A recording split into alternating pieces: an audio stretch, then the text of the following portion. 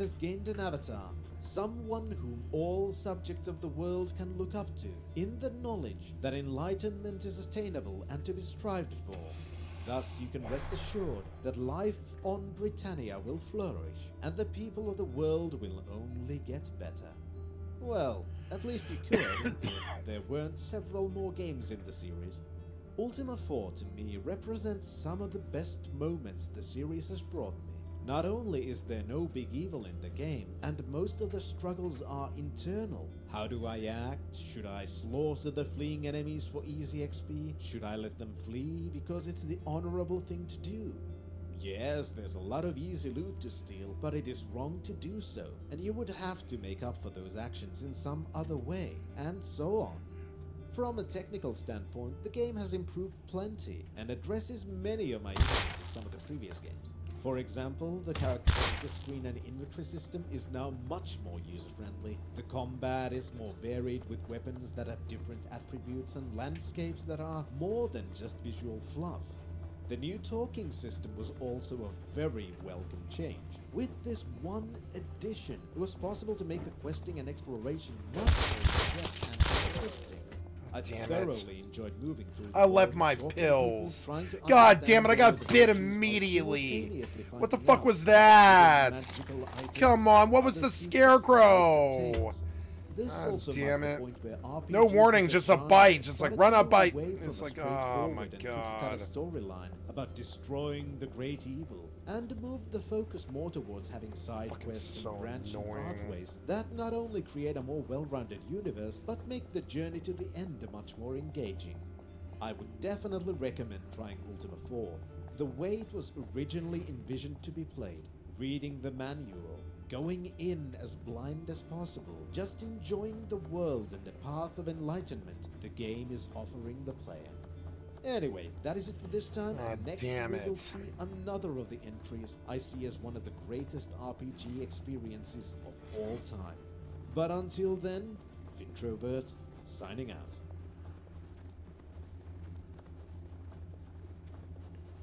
Why did I leave my pills? I needed them. Why did I put them away? Why? I kept trying to get those pills. I took them out very purposefully. I hate myself sometimes. Why did I put the pills away? This marks a point in the series when the story I hate all the loot management bullshit. It's a terrible gameplay loop. It just causes problems. It doesn't solve it. The motivations of the villains in those games were connected to the previous games, but the world and the characters varied wildly between the games. But from this point onwards, the connections between the games become more direct and more uniform. Once more, as you begin the game, you are tasked with creating your character. Just as in Ultima 4, there are no character sheets, but a questionnaire asking you to choose between specific moral choices which define the primary virtue of your main character, which in turn decides the class you will play. This questionnaire is again given by the fortune teller, and within the context of the story, these choices you make are happening prior to the events of Ultima 4, making this a kind of flashback to the questionnaire in the previous game. Another option is to transfer your character from Ultima 4. This gives you... Please stop.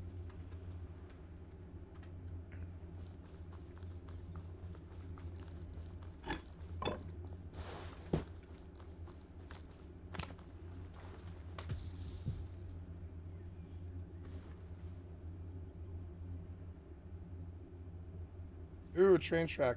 That's helpful to me. Kind of. Sort of. Kind of, sort of. I should just backtrack right where I came from. I'll be fine. Don't fucking see anyone. Nice. It's a good haul. That's what I wanted. But it wasn't really the trip that I set out to do, but it's what I wanted.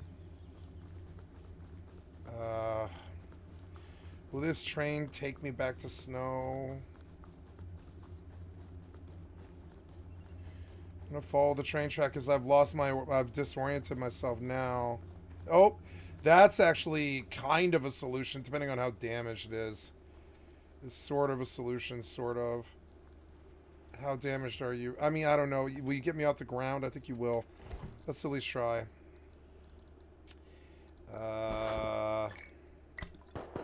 God. You scared me. Go, go. Okay.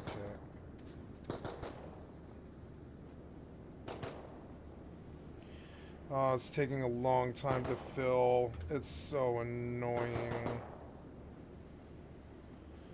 I can at least get a bird's eye view from it before I drop it and figure out where I am.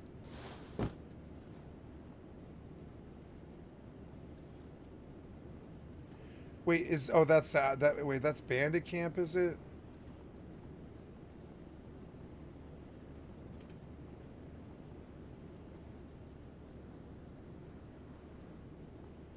There's snow.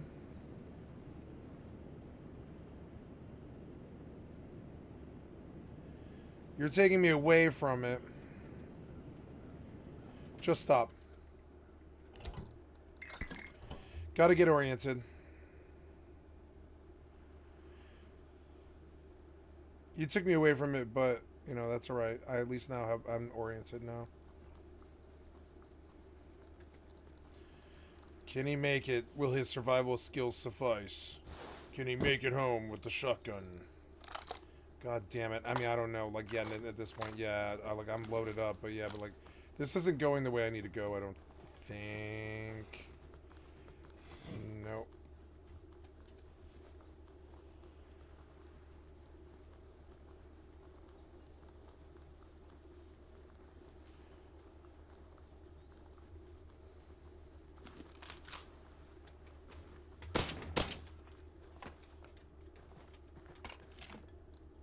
That's good. That's helpful. It helps. Yep. Definitely. That's junkyard, is it? It is. Okay, well, I know where I'm at now. If I can get a pylon going that direction, that would save some time. It's good that I have this, like, chainsaw with a lot of fuel, or not a lot of fuel, but a lot of health. This is the train track that goes to my house. I'm safe now, so... Well, I'm not safe. Stats. Unfortunately, in the GOG versions that I'm playing, getting that to work is a bit of a chore. You need to download a utility that can be used to fix the save files, which can then be used to transfer your character into Ultima 5. Link in the description. Oh, I got From slugs. That's cool. You can also view the introduction to the game. After the events of Ultima 4, you, the Avatar, had returned back to Earth, hoping to one day return to Britannia to see all of your friends again. You've taken frequent trips to the Circle of Stones, which acted as your portal into Britannia, but the portal had never returned. Then, one night, as you lie in bed, you see a vision which solidifies and falls onto your bed. It's an amulet depicting the symbol of the Codex of Ultimate Wisdom. Feeling like this is a sign, you quickly recover your equipment and your Ankh, and rush to the Circle of Stones. By a sheer act of fate, you open the portal into Britannia using the amulet and the Ankh, and step through. This time, you're back in a familiar land, but something is amiss.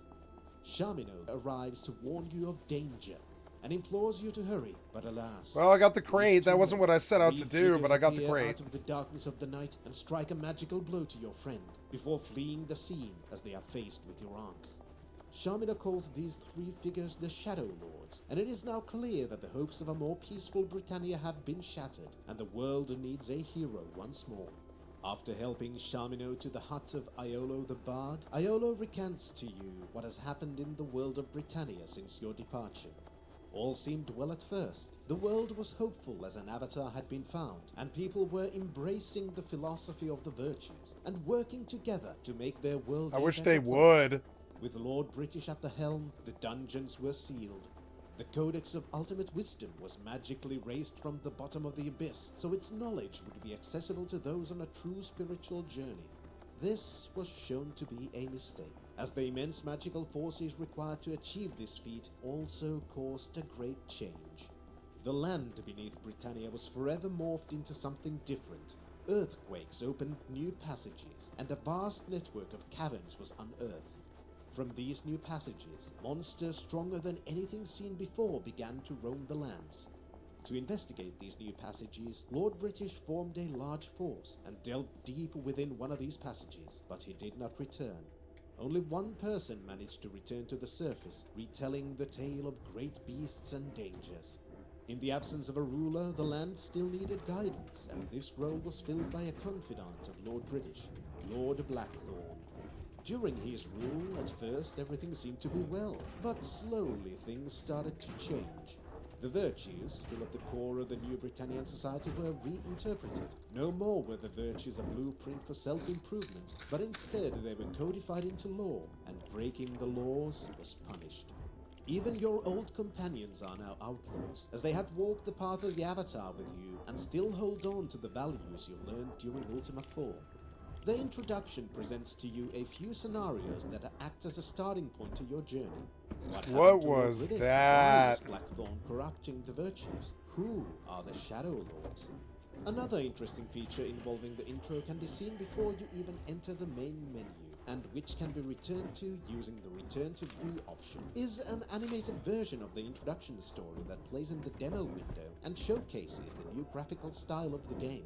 Immediately we can also see the first major change in the game. Whereas the previous games had more of a focus in building the worlds and the main quest you are meant to embark on, Ultima 5 is the first game in the series that starts to shift focus more on personal interactions with the characters and the struggles of the people within the world. For example, you've likely met Shamino and Iolo in multiple previous games, and it's also quite likely that you don't really remember doing so in any other game than Ultima 4, where they were recruitable party members. But in Ultima 5, you are immediately thrust into a scenario where it's made clear that you and the characters have a long history together, and they are starting to get proper personalities. This same theme of character development is also shown in the lore book that came with the game. At the very beginning, the Book of Lore tells the story of Lord British and how he came to arrive in Sosaria the same way you did, via a moon gate from Earth, and how the fates of your companions were intertwined with that of Lord British from his very first moments in this new land. As you begin the game, you find yourself where the introduction left off, at Iolo's hut with Shamino and Iolo in your party. Examining the attributes and inventory of your current party, you can see that the system works basically the same way it did in Ultima 4. Their status view is displayed in the party window at the top of your screen, and you can scroll the pages with the arrow keys. There are, though, a few additions that are immediately available. First of all, your party now has a pocket watch. As you may expect, you can use the watch to see the exact time in the world, which is a part of a new and important feature in the game. The day-night cycle, which affects multiple things in the world, including whether certain characters are available to talk to, whether shops are open, and some more magical features of the world. For example, now moon gates are only available at night, and the moon cycles and approximate time of day are shown at the very top of the screen in place of the moon phase display. Other new features shown by examining the inventory are magical scrolls, which contain a single use of a spell, and magic potions that serve several uses you might expect in a role-playing game. How the magic scrolls are displayed also highlights some changes to the magic system. In essence, the magic system is very similar to the one in Ultima 4, with a few additions. First of all, the spells are now identified by words of power, each of which is explained in the lore book. For example, the spell Anzu translates to negate sleep, which can be used to wake a character up, whereas the spell Inzu translates to create sleep, which does the exact opposite. Therefore, identifying the spell scrolls is dependent on two factors.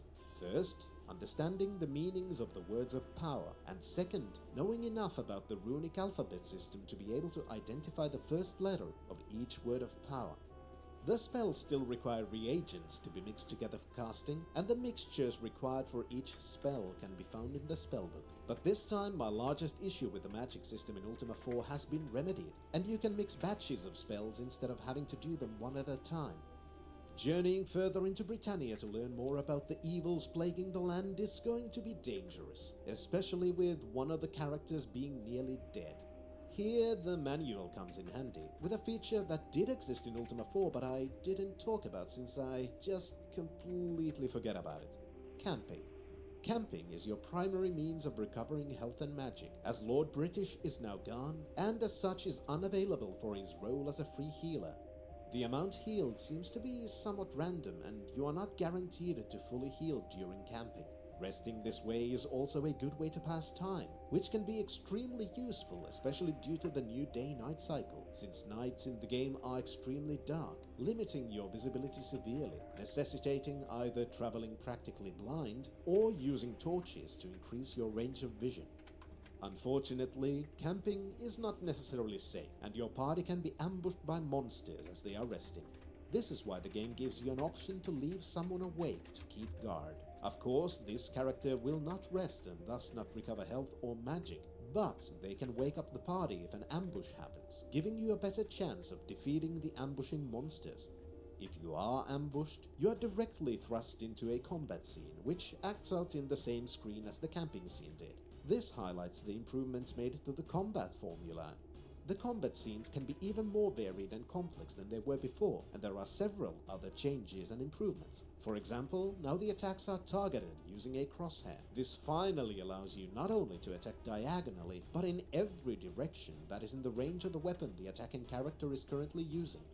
This is a great addition, as with some weapons such as halberds, you can attack over obstacles, being able to harm the enemies before they even reach your characters. Your initial party is built to show you another new feature with the combat system, which is the addition of several equipment slots, allowing you to equip weapons in both hands for multiple attacks, or wear helmets, shields, accessories and such. Equipment also has weight, and the maximum amount a character can wear at once is dependent on the strength attribute of that character. The experience gain works just as it did before. It is not shared, but experience is gained by the character that strikes the final blow to an enemy. This, I think, is one of the worst parts of the game, especially since it felt like compared to the previous games, this one required the most grinding to reach higher levels, and reaching those is practically a requirement since health gain per level is much smaller than previously, while the enemies felt more strong. Another new feature is that the loot is dropped in the combat scene instead of being found as a chest after the battle in the overworld view. This also means that combat does not automatically end, but you must move your party out of the combat scene manually. But since chests are considered a physical object, they can be used as cover from the other enemies still remaining in the combat scene, allowing the player to funnel enemies to certain kill zones, for example. A problem the player will face when entering the world of Britannia is figuring out where they even are. This is slightly easier if you're already familiar with the world of Ultima 4, as the world of Britannia in Ultima 5 is, while not exactly identical, extremely similar, with towns and the general layout of the landmasses being easily recognizable. Thus, the large forest you find yourself in is probably a good clue to your approximate whereabouts. Whereas for the new player, the process of starting to learn about Britannia is made slightly easier by having the location designed to naturally guide you towards certain landmarks. For example, going north will lead you to a dead end. If you go west, you will stumble upon a road you can follow to 2 settlements. If you go east, you will see a signpost that can be used with a map to find your approximate location. Going south leads you to a clearing, which leads towards the capital city area. And going west leads to the coast, forcing you either north towards the road or south towards the capital. Whichever settlement you may find first, that is where the main part of the game begins. Just as in Ultima 4, the key component of the game is talking to as many people as possible to find out what to do and where. The talking system returns mostly unchanged, and you are expected to learn keywords you can use to find out more information. For example, based on the introduction segment, you can immediately guess that talking to people about Blackthorn or Lord British will reveal to you information not only about what you're meant to do in the game, but about what has happened in Britannia during your absence. And there is a lot to talk about, since the game is also meant to be accessible to new players. Many things you can learn are things you are familiar with if you've played Ultima 4. You can get a crash course on the virtues, their connections, and there are small quests related to once more learning about the mantras for each of the virtues. And since the game is also made with returning players in mind, you can skip these conversations completely if you already know about the virtues and their respective mantras. Traveling the world and talking to people is also the way to find new companions to join your party, which is now limited to 6 characters. Most of the people you recruit are returning characters, but in the twisted world of Ultima 5, not every recruitable character is going to be your friend for long. Inns found in most major cities can be used to change characters in your party. Trying to learn more about the fate of Lord British, you eventually hear rumors about the Resistance, a group of people who remained loyal to the crown, fighting in the shadows against the reign of Blackthorn. Figuring out that align yourself with this resistance is probably a good idea. You journey across the land to find their hidden fortress. This is not an easy task to accomplish, since their fortress is located on a mountain that dominates a lonely island in the ocean. Reaching this fortress gives an opportunity to examine some of the improvements and additions in Ultima 5. As mentioned with the potions and scrolls, now the game has several more usable items than in the previous games, one of which is a grappling hook that can be used to climb mountains and reach plot important areas. Many of these objects can be found through quests that take you around the world. This adds a great amount of depth to the world of the game, and the amount of things to do and find out not only makes the exploration feel rewarding, but it keeps the player more engaged, as you never know what you may find when you reach the next settlement. Different transportation methods also return. For example, you can once more buy horses to travel the world slightly faster, and the ships also return. This time though, you can purchase them, instead of having to wait for a pirate ship to spawn for you to commandeer. Other than that, these work almost identical to those in Ultima 4, but there is one major addition to the ships.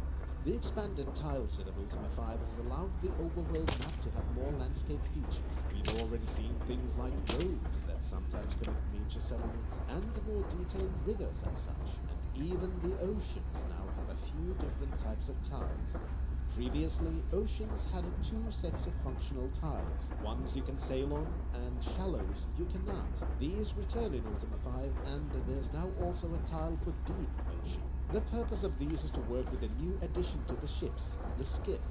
Each ship now has one that you can deploy, and you have to, since frigates still cannot sail in the shallow water, but the skiff can pass these tiles. You also end up in a skiff if your frigate is destroyed in battle, but this can be very dangerous, especially due to the deep ocean tiles, which the skiffs are not equipped to travel, causing constant damage to your party while on those tiles. Another new addition to the transportation methods is a hidden magic carpet. Finding it requires you to not only find out it exists, but also the exploration of indoor areas. This is also much more of a feature in the game thanks to the expanded tile set. Buildings now look more lived in. There can be torches, furniture, and many other kinds of objects in rooms now, instead of just blocks that you have to imagine as furniture. Some of these are surprisingly interactable for the time. For example, you can sit on chairs and sleep in beds, though if the owner of the bed wants to use it, they will just unceremoniously throw you out of it. Even the mirrors have a secondary state that shows your character when directly in front of it. This also links to the day-night cycle of the game, as objects that emit light in the game world dynamically illuminate the landscape. The interactivity does not stop there, as you also have a look function which can be used to gain more information from objects, such as reading signposts, and a search function which is now targeted that can be used to look for hidden objects in other objects and reveal hidden passages. The tile set also shows you whether doors are unlocked, locked, or magically locked, each of which requires the player to perform a different action to open them. A new push function also allows the player to move some objects in the world, which can be used to do things like reach otherwise unreachable passages, block the passage of enemies, or sometimes to come up with alternative solutions to problems. Once you've reached the base of the Resistance, you are given one of the main quests of the game, finding the crown jewels of Lord British, 3 magical items that have either been stolen or lost as a result of his disappearance in the underworld. The crown, which is told to negate the use of magic by the wearer's foes. The scepter, which has the power to negate magical fields. And the amulet, which has the power of the moon gate within it. In addition to finding the crown jewels of Lord British, another line of questioning that was introduced at the very beginning is to learn more about the 3 mysterious Shadow Lords, and how to rid the world of their influence. As you talk to people, it is made clear that these entities are the true reason why the world is as it is, that they have corrupted Lord Blackthorn and his interpretation of the virtues, creating an oppressive world where neighbors spy on each other and people are constantly afraid. The Shadow Lords are also a clever way to explore the idea that sometimes good deeds may have far-reaching and unseen results, as it is revealed that in a sense the existence of the Shadow Lords is in part your doing. The Shadow Lords draw their power and evil nature from 3 shards of Mundane's Gem of Immortality, which you shattered long ago during your quest to free Cesaria from his evil grasp. Many of the calamities in the current plight is a direct result of that action, and the act of shattering the gem was thus not enough to rid the world of that evil. So to destroy the Shadow Lords, you must fix your past mistake and find out how to destroy the shards of the Gem of Immortality once and for all. Unlike in many other games, including the previous Ultimas, the Shadow Lords are not a passive force in the game. This is partially due to criticisms Richard Garriott had about the role-playing games, including his own ones, where you are told to go defeat a great evil, but instead end up doing more harm to the world by stealing and murdering than you ever see the supposed evil of the game do. This kind of a passive evil that just waits inside their impenetrable fortress for the hero to arrive and kill them was something he wanted to move away from. Thus, not only is the world full of the agents of Blackthorn actively trying to find the resistance, but the Shadow Lords themselves are roaming the land, occasionally arriving at one of the settlements and distorting the people within. Depending on which Shadow Lord is in the city, the citizens may become hostile, deceptive, or thieves. This is because you eventually find out that the Shadow Lords are a representation of the antitheses of the 3 principles. Instead of truth, love, and courage, the Shadow Lords embody falsehood, hatred, and cowardice.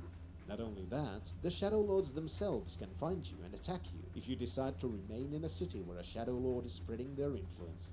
Especially at the start, this would not be a terribly good idea, as if a Shadow Lord makes contact with you, they will pull you into another dimension where you are unable to flee from and have to fight them.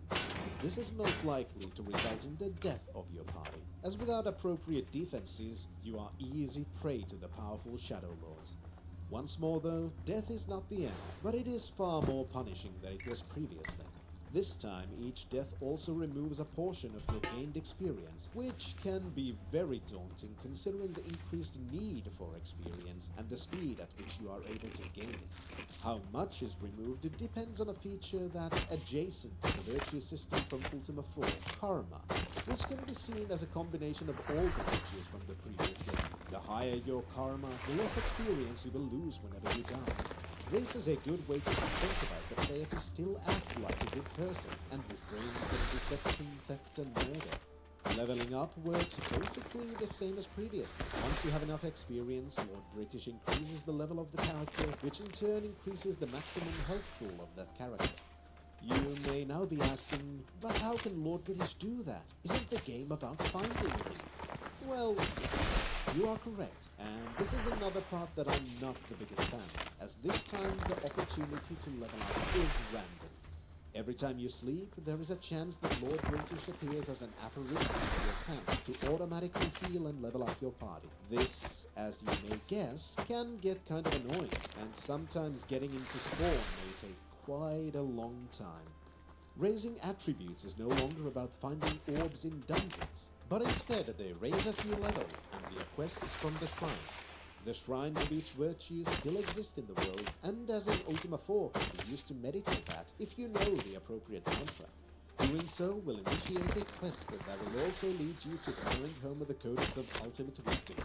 Once completing this pilgrimage and returning to the shrine, the attribute or attributes linked to that virtue are slightly raised. The dungeons also return, and in many ways work as they did before, but once more they are visually more appealing. They are also used to reach different parts of the underworld, where your search for the shards leads you. Unfortunately, as mentioned in the introduction, the dungeons have been sealed and can only be opened by uttering the appropriate word of power linked to that specific dungeon. These words are only known by the members of Lord British's Great Council, who were responsible for sealing the dungeons in the first place. And to learn them, you must lead your party around the world in search of these people, some of which are in hiding or imprisoned, as everyone loyal to Lord British is an outlaw in a world ruled by Blackthorn. Another part of the game also expects you to betray one of these council members, so the party can gain access to Lord Blackthorn's castle to acquire one of the magical relics of Lord British. This, in addition to the fascistic way Blackthorn interprets the virtues, is one part where the player is made to think whether following the virtues religiously is even possible. And perhaps sometimes you have to bend your morals to reach a greater good. Yes, it's perhaps not just to sacrifice someone else, nor is it honest to lie about being on the side of Blackthorn. But what if it's the only way to rid the world of an even greater evil? Is a literal adherence to the virtues the correct path to take then, if it leads to untold suffering in the hands of a despot? If you do not do this and still enter the castle of Blackthorn, it's more than likely that the party will be caught and imprisoned. This leads to an interesting scene that has rarely been replicated in a video game, where Blackthorn tries to convince you to reveal the mantra of a virtue.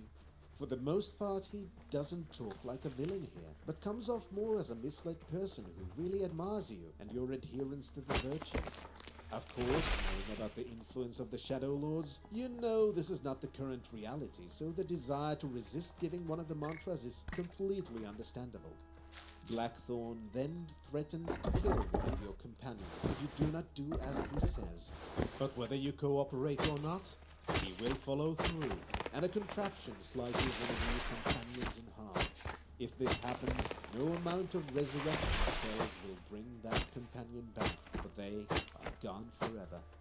I'd really like it if more games did things like this, where your choices can lead to the final death of a companion, even when you act in a way that you think is the right thing to do. Giving Blackthorn a mantra will still cost you a companion, and the shrine you gave the mantra to will be destroyed, and to restore it you must complete another pilgrimage quest.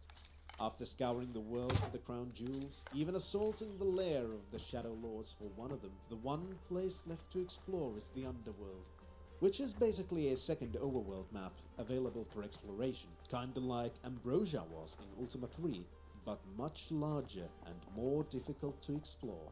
To be able to find everything you need from the Underworld, including the 3 shards of the Gem of Immortality and the mystic weapons which return, the player must use several tools and magics without which exploring the entire Underworld is impossible. The final parts of the main quest lead you to learn how to exorcise the Shadow Lords and to delve even deeper into the Underworld to rescue Lord British from the final dungeon, Doom. This acts similarly as the Abyss did in Ultima 4, just without the quizzes, as the final challenge of endurance and preparation for the play. Doom is long and difficult, and death lurks behind every corner, sometimes even behind a wall, which may or may not work to your advantage.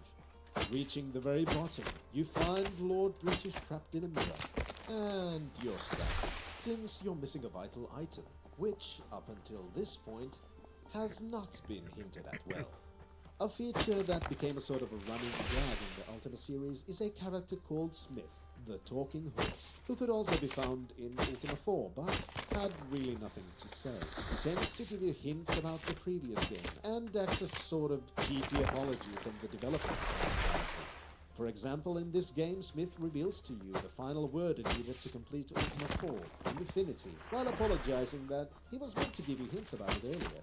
Why mention it now? Well, because another set of clues that was left out of the game. To rescue Lord British, you need not only his crown jewels, but a sandalwood box that keeps a hidden room within his bedchamber.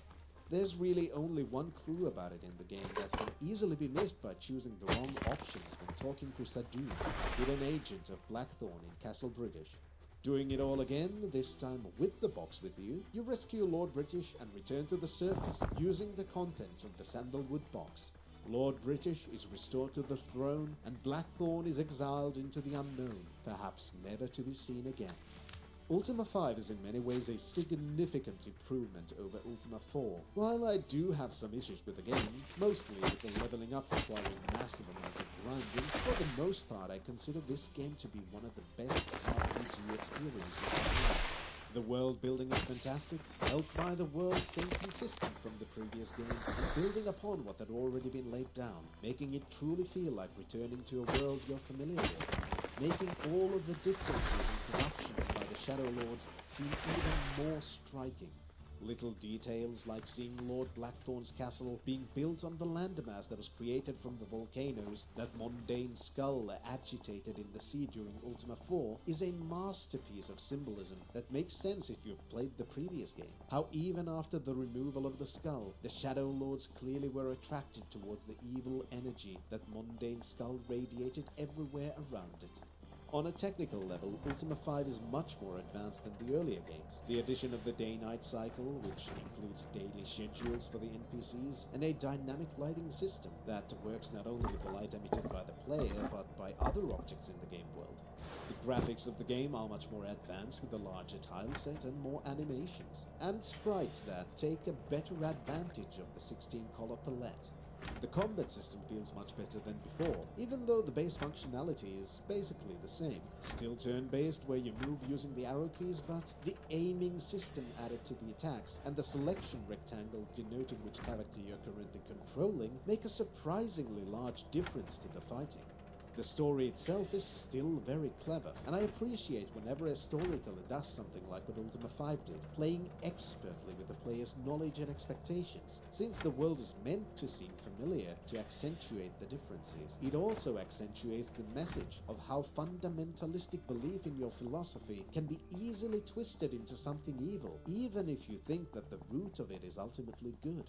How those with good intentions can be mistaken and misled and end up doing a lot of harm while still following the same philosophy you do, just by having a very different interpretation of some of its fundamental features.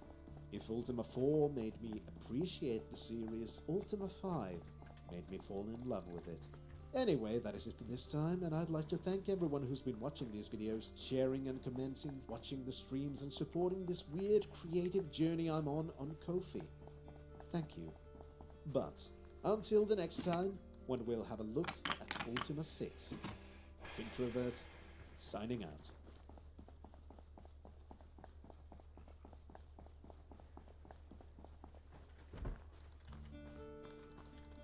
After the events of Ultima 5, you have been living a peaceful life back on Earth. Over a year has passed since your last adventure in Britannia, and despite having many distractions from the mundane existence, you've dreamt of one day returning and meeting all of the friends who remain in Britannia. A sudden storm appears, and in the circle of stones from whence the portal to Britannia rises, a lightning bolt strikes the ground.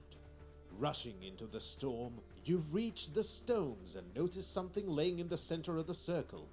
It is a stone, such as you last saw in the hands of Lord British, that acted as the means of your escape from the underworld and as the tool of Lord Blackthorn's exile. As you pick up the stone, a portal rises in the circle of stones. This time, though, something is very different. Instead of the shimmering blue of the moon gates, this portal glows red. The portal begins to rumble and close, and you dismiss your apprehensions. Hoping to finally see your friends again, you enter the portal. Ultima 6, the False Prophet, released 2 years after Ultima 5, immediately aims to hook you with this cliffhanger. Why is the portal red? Did you end up in Britannia? The only way to find out? Start the game. There are once more 2 ways to begin. For the new player, you can create a character as you've done before. This works basically the same as in the previous 2 games. First, you choose a name and the sex of your character, the latter of which only seems to affect which character portraits you can choose from. Then you enter a scene with Fortune Teller, once more as a flashback before the events of Ultima 4, and answer questions about your morality that decides your character class. The scene has been slightly changed to make it visually striking, as this time the game has capacity for more animations and supports a 256-color VGA palette. As such, the Fortune Teller is now animated and mixes a totally safe drink mixed from liquids that correspond to the virtues, each in the specific color of the virtue. After answering the questions, you drink the liquid and pass out, entering Britannia to begin Ultima 4. Of course, this part is skipped with a few lines of text, basically saying play the previous 2 games if you want to know what happened between this character creation and this game. The second way to create a character is to import your character from Ultima 5. This time, the transfer does not need any external tools to work, even with the GOG version. But I did notice one interesting thing. If I transferred the entire save folder from Ultima 5 into the DOSBox instance I played Ultima 6 in, the transfer was somehow broken and only let me transfer Maria. But when I used only the saved.gam file, then it worked properly. After having created your character, the introduction sequence begins, unless you already have a character, in which case you'll just end up back in the main menu. This is one of the more tedious parts of the new game engine. If you already have a character, to start a new game, it's not enough to just create a character and start the game. Instead, from the menu before you enter the game, you have to go into the settings, set up the graphics and audio of the game, then erase the character information. If you do not do this, the game still allows you to go through the character creation process, only to tell you after the fact that you already have a character and need to remove old data.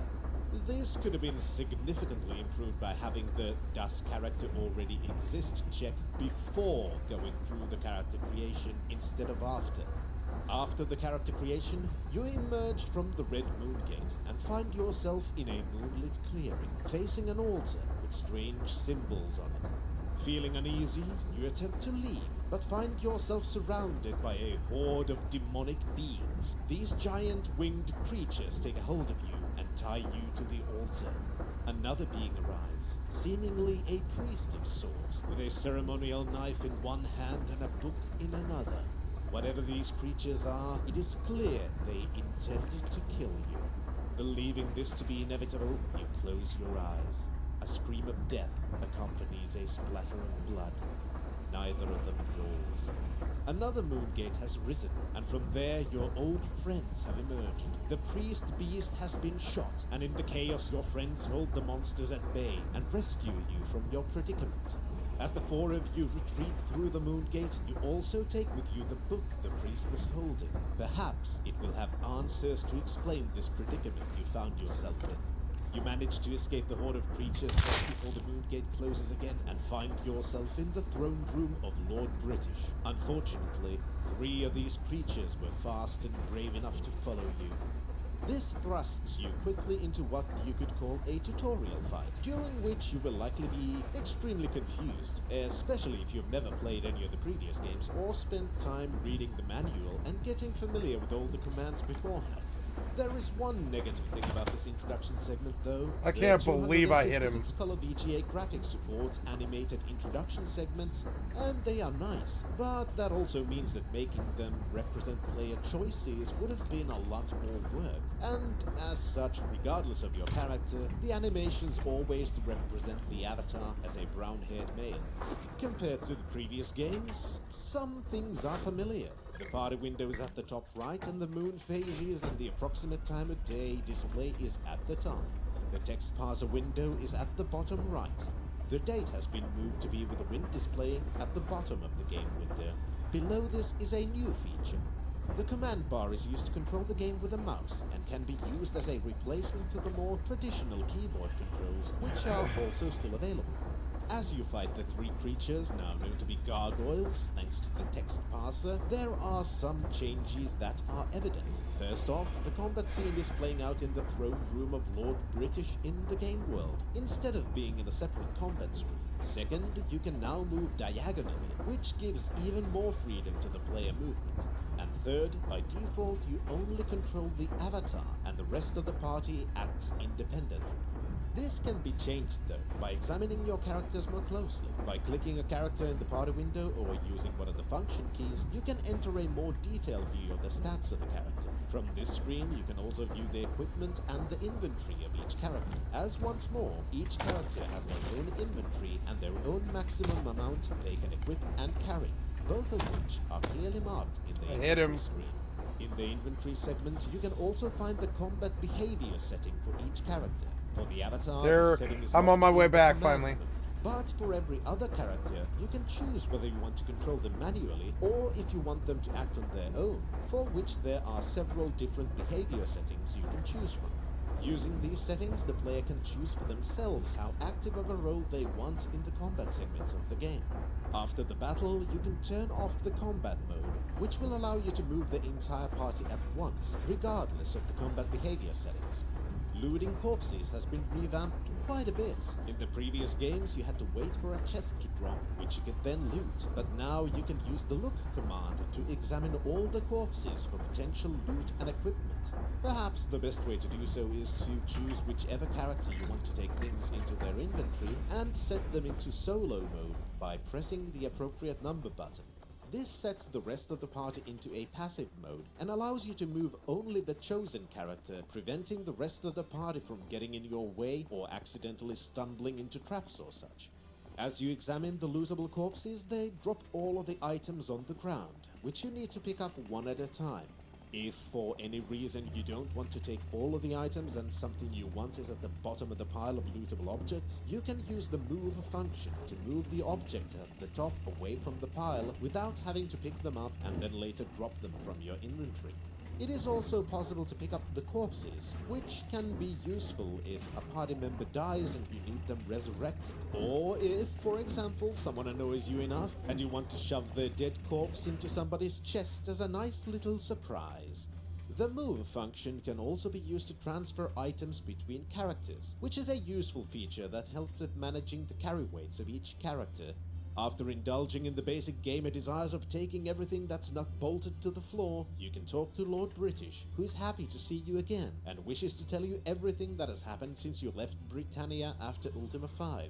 But only after introducing you to another new feature, the copy protection system, in which Lord British asks you 3 questions, to which you can find the answer from the compendium that came with the game. If you do not do so, he will just be in a talking loop and will not give you the items needed to enter the world of Britannia properly.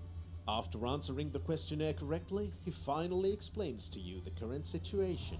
Since your departure, the underworld from whence you rescued Lord British has collapsed. This might sound like a good thing since it was full of dangerous monsters anyway, but that is not the case. Ever since the collapse, gargoyles have been swarming from the dungeons, assaulting the overworld and capturing the shrines of the virtues.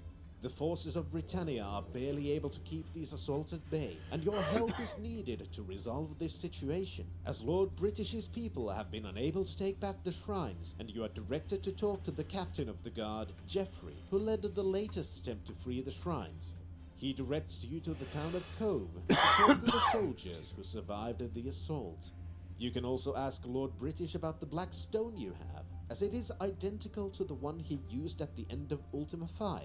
He tells you it is called the Orb of the Moons, and when used correctly, it can open moon gates. To open one of these gates, you merely drop the stone to a location around you, and depending on the relative position between you and the stone, a gate to a specific location will open.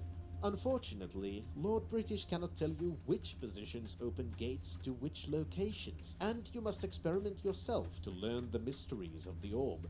As he is not trapped within a mirror this time, Lord British also informs you that he returns to his role as a healer for this game, making his castle a good base of operations once more. Other ways to heal also return, including spells, healers in several towns, and camping. Camping works somewhat similarly as previously, and you choose the amount of time to rest and someone to stand on guard in case enemies wander close to ambush the party. To gain benefits from resting, the party members need food in their inventory. This feature retains the use of food in the game while not being a constantly depleting resource that results in almost immediate death. Camping and healers do become somewhat pointless though, as when you learn to use the Orb of the Moons properly, you can just teleport to Lord British for free and full healing whenever you so wish. Next to Lord British is also the Royal Mage Nistel, who informs you that with his magic, he was able to detect the danger you were in, allowing your companions to arrive and rescue you. He also wants to examine the book you took from the gargoyles, and suggests you should go to the Lyceum to find the Mage Maria, who might help you with deciphering the mysterious language in which the book has been written. Here, another new feature of the game is shown, where the companions you have with you can sometimes participate in the conversations. With this new feature, your companions will get even more of a personality than they began to get in Ultima 5, and they are now more than just characters to use in combat. During these conversations, the game also introduces a clue highlight feature, where certain keywords are written in a different color from the rest, denoting that these words are very important. Be wary though, as they are not the only useful words to talk to people about. After discussing the situation with Lord British and Nistel, you're free to explore the castle to steal, borrow everything you want, before embarking on the quests you received. After all, Lord British told you you can take anything you want, so why wouldn't you? Exploring the castle is a good way to familiarize yourself with a new game engine and some of its new features. For example, some of the old commands have now been combined. For example, the open command, which is now gone and is merged with the use command. Look and search are both under the same look command, and so on. This does make the game far easier to learn, as not every action has its own separate command, and the combined commands still make intuitive sense. You can also find books and scrolls that you can now read. The text of these is shown in the text parser window and also marks the point in the series that makes reading a valuable part of the gameplay experience.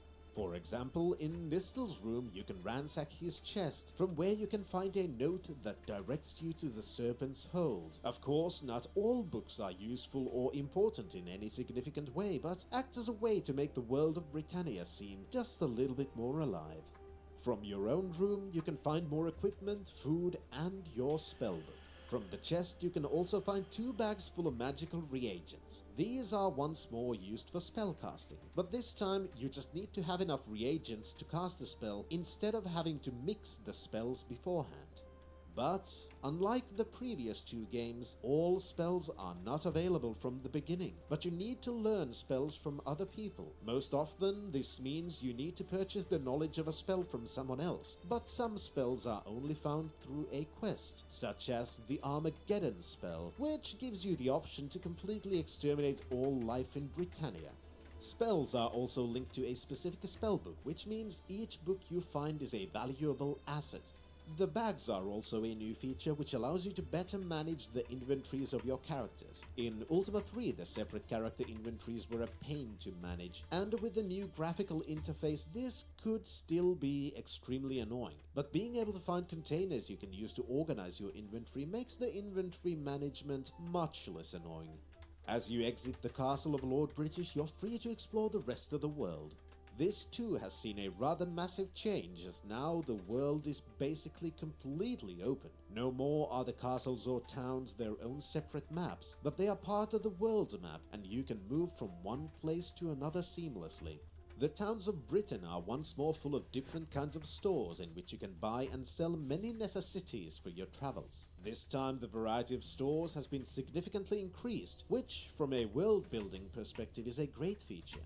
The interface for buying and selling has remained virtually the same, and all transactions are handled through the dialogue interface. This does have one rather major downside though.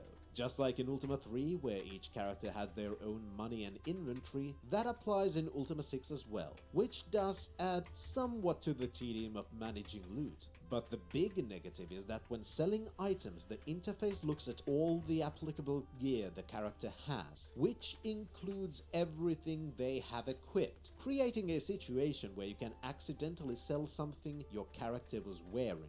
Thankfully though, the saving feature has been improved as well. Just as in the previous game, you can save your game basically everywhere, but this time there's also a button combination for loading the game without having to first exit the game. Trying to liberate the nearest shrine will put you against a group of gargoyle warriors defending the shrine, whom can be dispatched with moderate difficulty. Still, this is not enough, and the shrine has been disabled by a magical field. Once more, the runes of the virtues must be found, and the mantras of the virtues learned. Clues for these can be gotten from the leaders of each of the major settlements, and many of them can be considered a small quest. These quests tend to make the player get more familiar with the inhabitants of each settlement, while also being thematically linked to the virtue the settlement represents. For example, gaining the Rune of Humility requires you to find the most humble inhabitant of New Baginsia, which leads you to talk to the people to learn more about them to find the person you're looking for. You can also learn the mantras by talking to the people in the settlements, but this part you can skip if you already know the mantras from the previous games. This is one of the features of the series I find fantastic. Much of the games is about knowledge. If you already have the information you need, you can skip what in the first playthrough is the vast majority of the game. This to me shows how well the worlds of the games have been built. All of the runes, for example, are where they are from the very beginning, and often actually getting those runes is the easy part, as they are usually just lying around somewhere. But the real journey is not the getting of the rune, it's learning more about the world so you know where to look. Finding one of the runes also introduces another feature, and one of my favorite companions in the entire series. The rune of valor has been taken away by a rat into a small hole, and somehow you must recover it. Unfortunately, humans are just too large to fit into a small hole. Thankfully though, in the castle of Lord British, there is a helpful talking mouse called Sherry, who can be used in solo mode to enter places where you human companions cannot go, as she fits into mouse holes and through the bars of gates, allowing for creative approaches to some problems you may face in your travels. Liberating the shrines is not only an important part in defeating the onslaught of the gargoyle menace, but serves as a very important function in the game. Just as in Ultima 5, character attributes are linked to the virtues, and increasing those attributes... No! How did he live with 1 health? And no, he is dead, he is dead. I was like, there's no way you lived. This also allows the player to strategize how to improve the available party members. Sure, a spellcaster would definitely benefit from intelligence, but perhaps strength would be more useful. But I didn't get the kill. God damn it. Dexterity to be able to use normal spell ranged weapons more effectively. Fuck, I should have re-slept his pet. I didn't know. To the previous game, where only the character that strikes the final blow to an enemy gains experience, requiring some creative fighting to somewhat evenly level up the party. Dying as well is similar to Ultima 5. Upon death of the Avatar, the party is resurrected at the castle funny of the fight. British, with a hefty experience That's point very penalty funny. dependent on the karma of your party. This makes death a Hunter's probably so significant mad. He's like, obstacle, what? and it's instead recommended Oh my god, to when I get save some often gear, this will rather be than risk hilarious. death. Liberating a shrine also lets you take the stones used to magically seal the shrines. These are moonstones, which are the focus of the moon gates. Each moonstone correlates to a phase of the moon, during which the gate linked to the stone opens. This also explains why the moon gates are not where they used to be, because the stones required for their operation were taken by the gargoyles, so they can use their magic for their own purposes. This does allow the player to create their own fast travel points by burying the stones themselves in locations they'd like to revisit later, without having to travel across the world by more traditional means. Beware though, since moonstones can only be recovered when neither of the moons is visible in the sky. After having liberated the shrines, it is time to follow up on the second line of investigation given to you at the very beginning, learning more about the book your party took from the gargoyles. In Lyceum, you find out that the book cannot be translated without a silver tablet God, that containing Hunter's the so necessary bad. information to read the language within. Unfortunately, the tablet was broken in half by a band of pirates, and a large portion of the tablet is missing. This takes the party on a treasure hunt around the world, looking for pieces of a map that shows the location of the other part of the tablet. Traveling across the world requires the player to once more sail on a ship to reach places outside of the Moongator network. To use a ship, the party needs to purchase the deed to one first, as stealing ships is not possible. Sailing is basically the same as moving on foot, and the wind system doesn't seem to affect sailing in any significant way anymore. Horses are also available for purchase, but as in the previous games, I've found little practical use for them and merely find them a curiosity. There are also rafts and skiffs. These work almost identically to their predecessor, but another quite brilliant feature has been added to them. As long as a character has enough weight free in their inventory, they can just pick up a skiff and carry it in their inventory, so they can be used to pass obstacles not only in the overworld, but in the peril-filled dungeons of Britannia. And the player needs to explore these dungeons once more, as some of the map pieces can only be found. Oh, come on, deep don't within stop. these Oh, locations. stop. Come on, the dungeons stop. as well have now changed Come on, stop, dramatically damn from it. all of the previous games, as the first-person dungeon crawling is now gone. Instead, they are also played out in the same view as the rest of the game. Oh, come on, This does allow the stop. dungeons to be more complex, as the first-person exploration was based Oh, on a you very son of a strict grid bitch. system with You relatively dirty little son of a bitch. variability, with the exception of encounter rooms that were played in the combat interface, where the rooms could be quite detailed with puzzles and environmental. After Here it finding comes. map pieces, you still need to read the map. And this, I think, was cleverly done, as it uses the new engine of the game well to its advantage. You need to place the map pieces on the ground in order, lining up the sprites on the map pieces, all of which combine to a map that shows the location of the missing half of the silver tablet. Now, with the ability to translate the book to Yes! the gargoyles, you find Revenge! Yes, Yes. Yes. The book contains the prophecies of the gargoyles that tell of the extinction of their entire species. When all three of the prophecies are fulfilled, the gargoyles will be no more.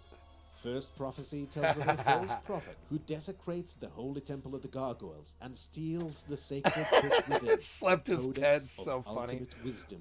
The second prophecy tells of the return of the false prophet into the I slept the pet the His second return- time, didn't I? And I won. I've noticed that my damage just stops. After the initial opening, my damage just stops. It's something inexplicable in the engine. I spam the buttons, but even, like, I mean, it takes forever to get the energy. It's like, yeah. Ganked him good. Got him pretty good. Yes, I did. Got him pretty good. Got him pretty good. Yeah, bang your shit back. Feral's a challenge to me. I haven't played it for 5 or 6 years like Rogue. It's a lot like Rogue, but it's not though. It's totally different. You have to like think about all the things that you can do. Sleeping the pet seems to really help. He's like, fuck, I can't do anything. I can't shoot you, and I can't. I'm sleeping the pet. He slept the pet again. No. My pet was out of that battle for 20 seconds, and the Drew was in my fucking safe zone the entire time. It's like, yeah, that's how I used to shut you bitches down in Arena too. I mean, I did play Feral in Arena. I wasn't kidding. I did. I mean, I played Feral. It's just, not very well. Probably not very well. Well, that was certainly fun. I didn't even have my Omen of Clarity, because I didn't have time. I didn't have the mana at the time. So I just banged it with what I had.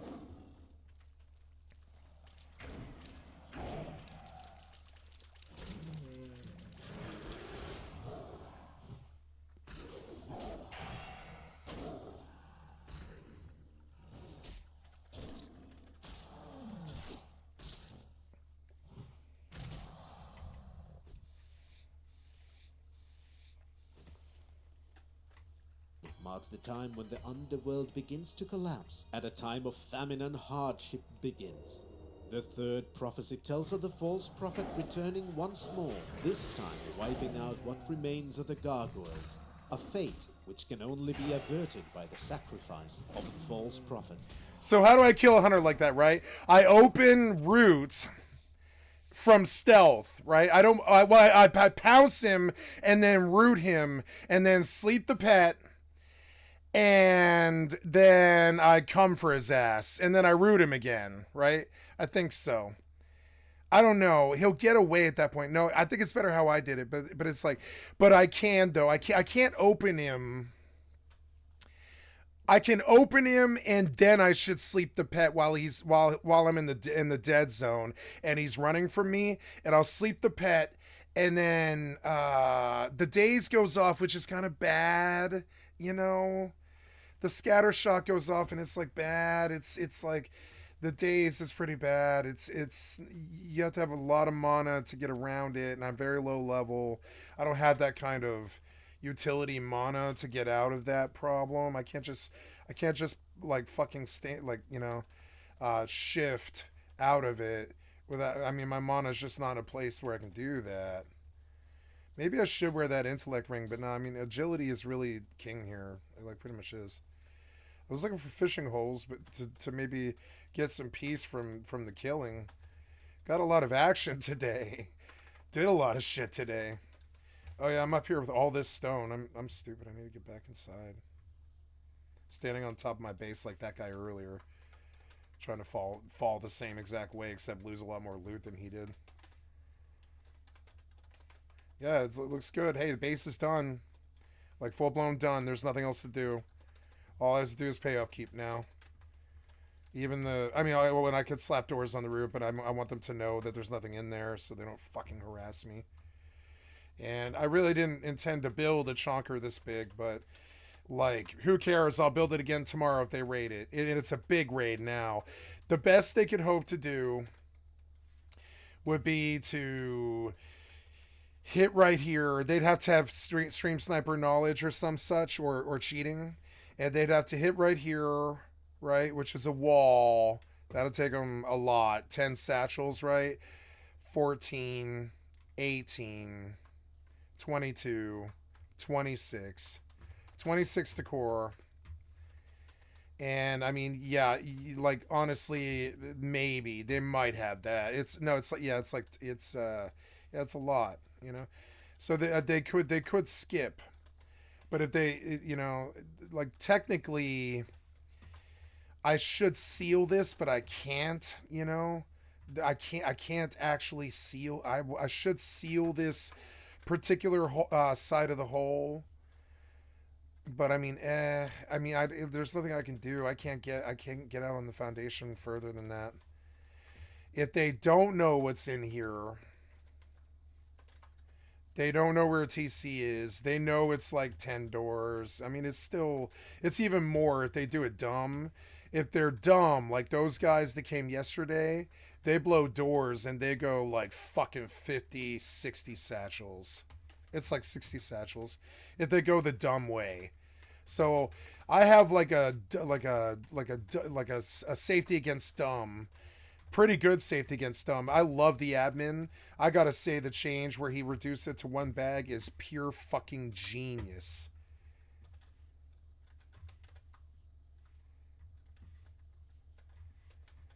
I want to go on the Discord and just say it. I'm gonna do it right now. I love this guy's server, and I don't really talk to him very much, and I think it kind of probably that doesn't irk him, but I never give him any criticism, and I'm gonna do that right now, since it's on my mind. So we'll go with so Discord. Time is it's 2 in the morning. I'm getting towards bedtime here, but not yet. You know, might have some pepperoni or something. Get some protein. Yeah, I want to get on the Rusting Dead, so we will. Rusting Dead. No. I want you to go to the Rusting Dead server, and then log me on here.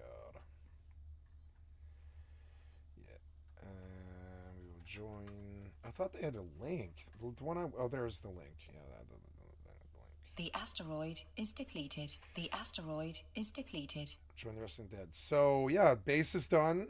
I don't need to sit here. If they're going to offline me, they're going to offline me. I don't care. There's loot in here, but no guns, no sulfur. There's 1 gun, there's 2 guns. No, there's 4 guns if you count the revolvers, but I don't. So, like, there's 2 real guns in here, a pump, 3. 2 pumps and a fucking... a prototype, and there's like some surplus of stone now. I'll take out a bunch of this stuff so that it doesn't really belong here. Yeah, like that stuff. None of that stuff really belongs there. And I see that I'm low on wood suddenly, which is weird because I remember chopping wood, but it seems to be gone. I guess I used it for the furnace already. That's rust for you. And all this crap should go in here. Yep. I have 43 uncooked high qual, which is cool. That puts me at 50 high qual. They also could take a stab at where the TC is. When they get in the door, they're going to be like, this is the wall to the TC, isn't it? But they don't know that. If I make this high qual, they will know. And it's not like they're going to blow high qual, so... I am tempted to cook the high qual, but I mean, I'm not going to do the high qual upkeep because then I have to go get high qual, and that's a whole nother other thing that without the points is actually a fucking pain in the ass. I'm not committing to the high qual things. So, yeah, everything in this base is fucking dope. Like, you know, come get me, motherfuckers, if you even like know where if you even figure out where it is, you know. And oh, I had stuff in my thing. Oh, hey, there's more stone. Yeah, even more stone. And now I can even wire. Well, I have to go get scrap, but I can even wire lights in here, which is cool. In just a little bit, I have the mats to do it. I just have to go on a recycling run in the morning, but I'm not going to do that now. You know, it's scary to me not to recycle or not to research the solar panel, but it's fine. I mean, I can always get another one. They're not hard to get. That stone run to Outpost was resoundingly successful. Wasn't really a whole lot of bullshit. I kind of knew the layout and I knew the way to do it, and I did it, and I feel very self-congratulated and, you know, doing good there. Made it on a really bad run. That's a bad run, and I did it well. The train was the smart way to do it. I was like, how do I put stone in this base without being a slave for 10 hours more? And that's it. As you can see, that's how I did it. Suddenly we got like 2 rows of stone where there wasn't 2 rows of stone before.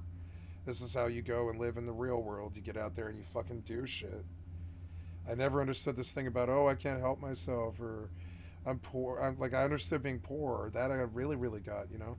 But like staying on the streets, that's something I didn't understand. I was like, yeah, I kind of almost like can't fail that long even, you know. People won't let me. My family won't let me. They'll be like, nah, come live somewhere or do something. It's hard to be totally cut loose from people. Well, so this was a good run, but Russ is putting me to sleep. Not to sleep, but it's just the same game for, fuck, I've been at this, like, I don't know, let's see, where's my OBS at? I think it closed. OBS, where are you? You should be open. There we are. Yeah, we are 13 hours and 13 and a half hours. I will go do a Fallout 76 session now and change my title. I'm going to get off WoW finally as well. Because it's like, yeah, now if I'm gonna main anything, I'll do it'll be Fallout 76. It won't be WoW or Rust. I'll do 76 and EvE. So here we go. Here we go. Here we go. Here we go. Here we go. Here we go. Here we go. Here we go.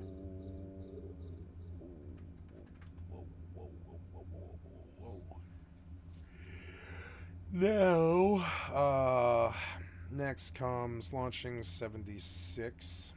76.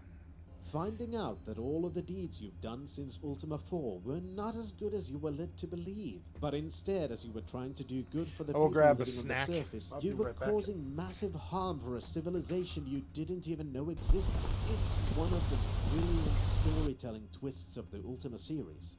Now, the gargoyles are fighting for their survival, trying to prevent you from bringing the final prophecy about, which would and Lord British wants you to do so, actively trying to get you to commit actions that would doom a civilization to extinction. Knowing what you know, the Avatar would not knowingly destroy a race of sentient beings if any other options are available. Therefore, only... I think Bethesda might have screwed up into committing,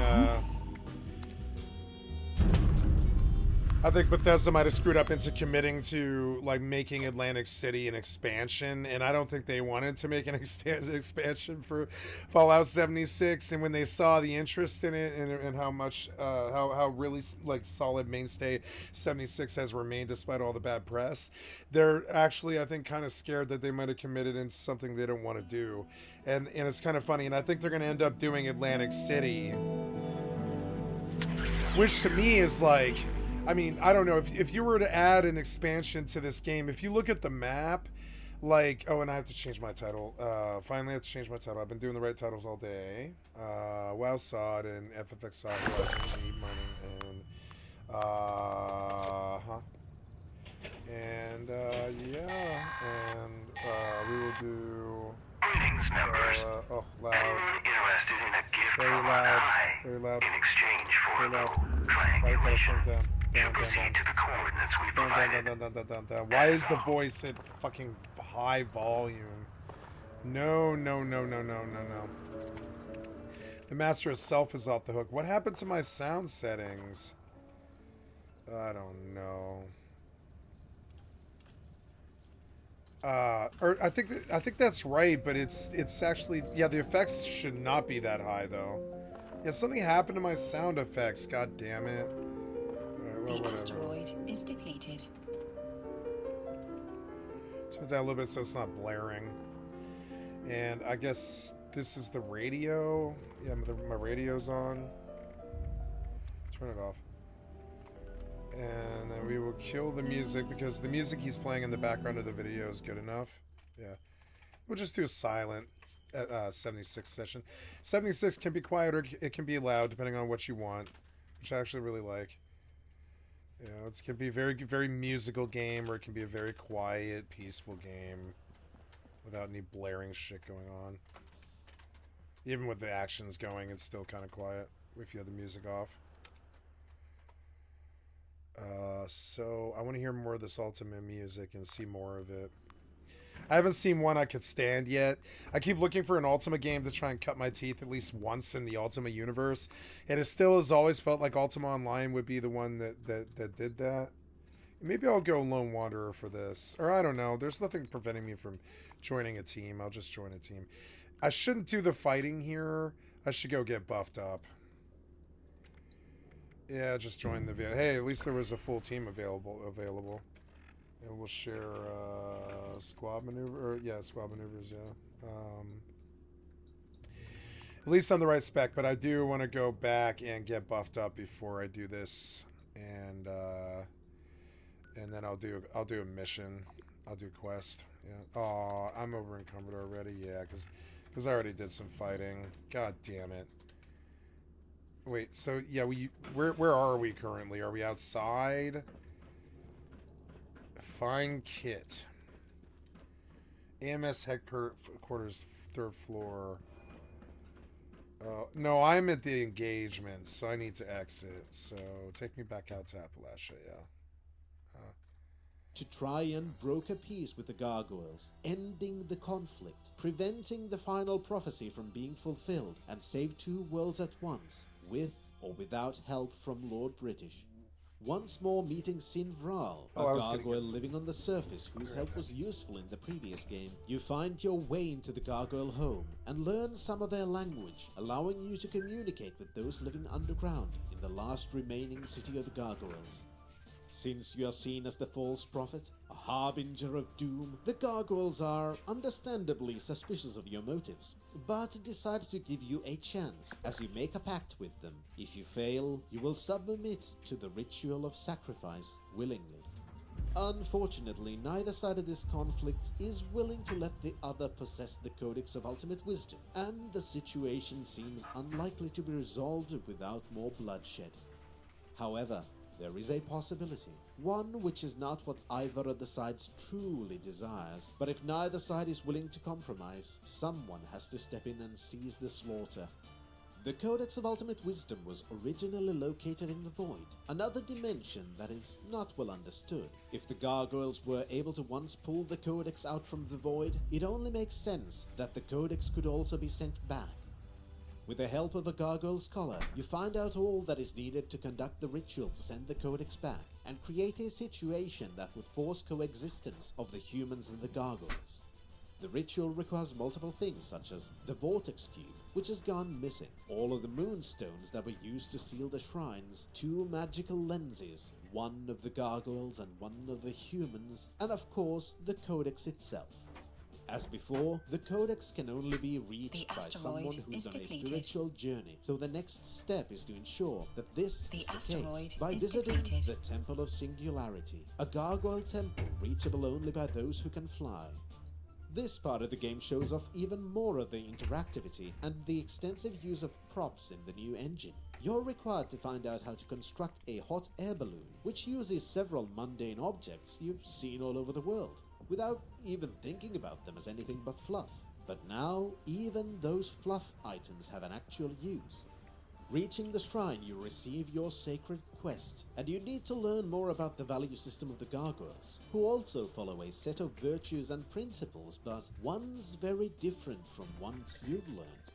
As the codex teach those who read it what they need to know, different civilizations in different situations will need different teachings to survive and prosper. A great example of this are the statues within the gargoyle shrines, as they depict the three villains from the first Ultimate trilogy. To you, these characters were evil, causing death and destruction for their own benefit, but the traits that made them do so are also traits that form the central value system of the gargoyles. During your conversations with the spirits of the Triad of Evil, now trapped in the statues, you find out that each of them embodied their respective gargoyle principle, but just like Blackthorn, lost sight of the true meaning of the principles. These conversations have a unifying theme to them, as each of the Triad of Evil have now learned what their mistake was, and as such they remain as teachers of the true way of the gargoyle principles, having not only the knowledge of the principle, but experience of where the misinterpretation of them can lead one astray, showing the player that from failure can come greater understanding and purpose. Journeying around the world again, collecting everything you need and completing the ritual, the codex is sent back into the void. Unsurprisingly, Lord British is not that pleased with what you've done. After all, you just sent the most sacred of all books into another dimension. But eventually, he is able to see the wisdom in your deed, as now with the codex back in the void, the only way to read the book is via cooperation, while using the magical lenses crafted for this purpose. One lens to be used by the humans and one by the gargoyles. This may not be the kind of peace that's brought by diplomacy, but instead by necessity, and as both sides were unable to compromise on this matter, the options were between an uneasy peace of necessity and a bloody war that would likely end up in the total destruction of an entire society, and as the Avatar, the latter was never an option. In my opinion, Ultima 6 is one of the best role-playing games ever made. Not only is the new game engine quite phenomenal, especially for the age, capable of showing the player an extremely detailed world full of characters who go about their business on a schedule, with an immense amount of objects that can be moved or otherwise interacted with. Often just for visual detail, but still a part of the world instead of being just a static, unmovable prop. But the story is a masterpiece as well, playing with the expectations of the player and the tropes of role-playing games. The twist about the gargoyles and the recontextualization of the previous games was fantastically done. Having played through many adventures as the Avatar, having done so much good, and now finding out that all of the cataclysms and issues you've already known about, tangentially, as they only moderately inconvenience the human society on the surface, were causing massive extinction-scale events, harming another society who've encountered in battle before, but never even knew they were a society, just brushing them off as demons. For the first time as well, the IBM PC version of the game supports the usage of a sound card, allowing the players of those versions to hear the fantastic music made for the Ultima games. There is a downside to this though, at least on the IBM PC version, as there doesn't seem to be proper dynamic music system, which does create some extremely awkward situations where the music and the actual situation don't really match.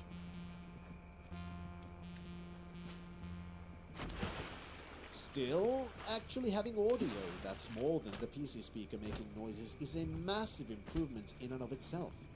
Anyway, that is it for Ultima 6, one of my favorite games of all time. I would also like to apologize that this video took so long to make. I've been quite ill for the last month, and I also managed to screw up my recording settings, requiring me to delete all of the video material I had and restart the game. Still, thank you so much for watching. Thank you everyone who's been supporting this creative journey on Ko-fi and on YouTube, and thank you everyone who's been popping in on the Twitch streams. That is it for this time, and I hope to see you next time when we tackle more of the world of Britannia in Ultima 7, The Black Gate. Until then, Fintrovert, signing out.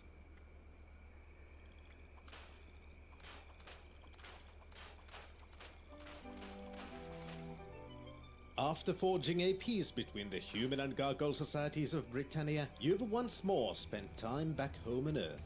But one day, you feel Britannia beckoning you to return. You grab the Orb of the Moons and rush to the Circle of Stones, where inexplicably a moon gate is already waiting for you. So begins Ultima 7, the Black Gate, released 2 years after Ultima 6, and you're thrust into a pitch-black main menu with ominous music playing in the background. What kinds of troubles will you face in Britannia this time? To find out, you need to create a character, which is now the only choice as the character import function does not exist in this game, which, admittedly, is understandable. Especially since the character class system for the player character had been becoming less and less important, as the avatar had been its own class since Ultima 5, and the character creation had more of an effect on your starting attributes than anything else.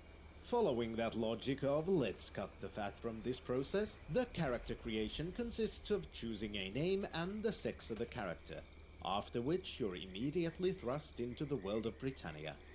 The way in which the shorter introduction segment was made, in comparison to the one in Ultima 6, also addresses one of my criticisms of the cutscenes in that game, as this time the only thing you see of your character is a quick animation of a hand pounding a monitor. There's more of a feeling of immersion that isn't broken by showing your character looking like something completely different from what you chose in the character creation. Granted, it's not all positives, as the minuscule options also mean that you no longer choose from multiple portraits, and as such, the only meaningful aesthetic choice you can make is to choose between the two available sexes. In Britannia, you arrive to interrupt a conversation between Iolo and a local peasant. This scene immediately shows you a few additions and changes to the game engine. The major change that is immediately evident is how the user interface has received a complete This keyboard overhaul. is like fucked Since up. Ultima 3 all the way until Ultima 6, the user interface followed a very specific design with some minor alterations. The game window was on the left, taking the majority of the screen space, and on the right were the party and text parser windows. This time, the party and text parser portions are gone, and the game world display takes the entirety of the screen. This has also necessitated the redesign of many other features, such as how conversations work. The first part of the conversation before your arrival is shown via floating text above the character saying the lines of dialogue. This allows the engine to show conversations that you're not a part of in a way that doesn't interrupt the flow of the game, allowing for situations such as eavesdropping on conversations or just having fluff text for characters, which can be used to add more depth to the game world. The second part of the conversation shows how Whatever. it works when you are a part of the conversation. In this mode, the dialogue is split between the top and the bottom segments of the screen, with a portrait of the character before the text denoting who is saying the lines or doing the actions described in the text. Another thing that has now changed, and thus changes some parts of the game flow, is how the removal of the text parser means that the player can no longer skip segments in the same way they could in earlier games, and most quests must be done in a specific order so you can unlock the necessary keywords to proceed with the quest. Having reacquainted with Iolo, the mayor of the town also arrives to present to you the first quest of the game, to investigate a tragedy that has happened in the nearby stables. This scene immediately sets the mood which you can expect going forwards. While the other games in the Ultima series have tackled delicate and uncomfortable subjects at times, this time the new engine and improved visuals allow for the game to show you the horrors of the world in more detail. This to me was the first real indicator that the world of Britannia would be far more brutal than before. Sure, in Ultima 5, Lord Blackthorn could chop your companions in half, and there were people chained to walls and held in stockades, but in general the world felt like a somewhat standard fantasy world where people were going about their business without too much worry about the state of the world. But now, that is clearly not the case anymore, and the evils of the world are going to impact the lives of the everyday inhabitants of the world more than ever before. Investigating the ritualistic murder acts as a kind of tutorial that is meant to get the player used to the completely new user interface.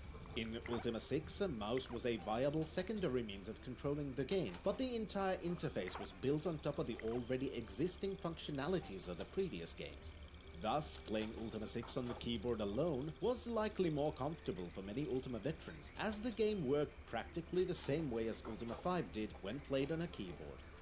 Ultima 7, on the other hand, has a completely new style of controlling the game, made with the intention that the entire game could be and would be played with the mouse alone.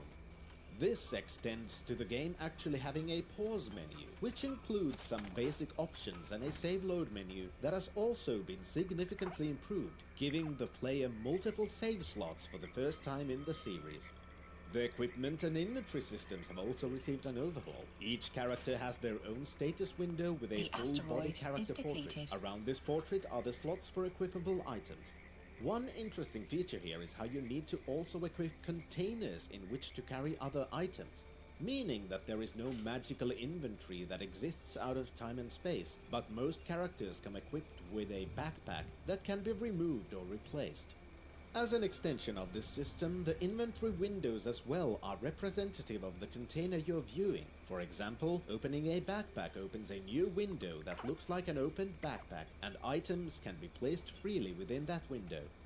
You move your characters by holding the right mouse button or double right-clicking on a space to make your characters move to that location.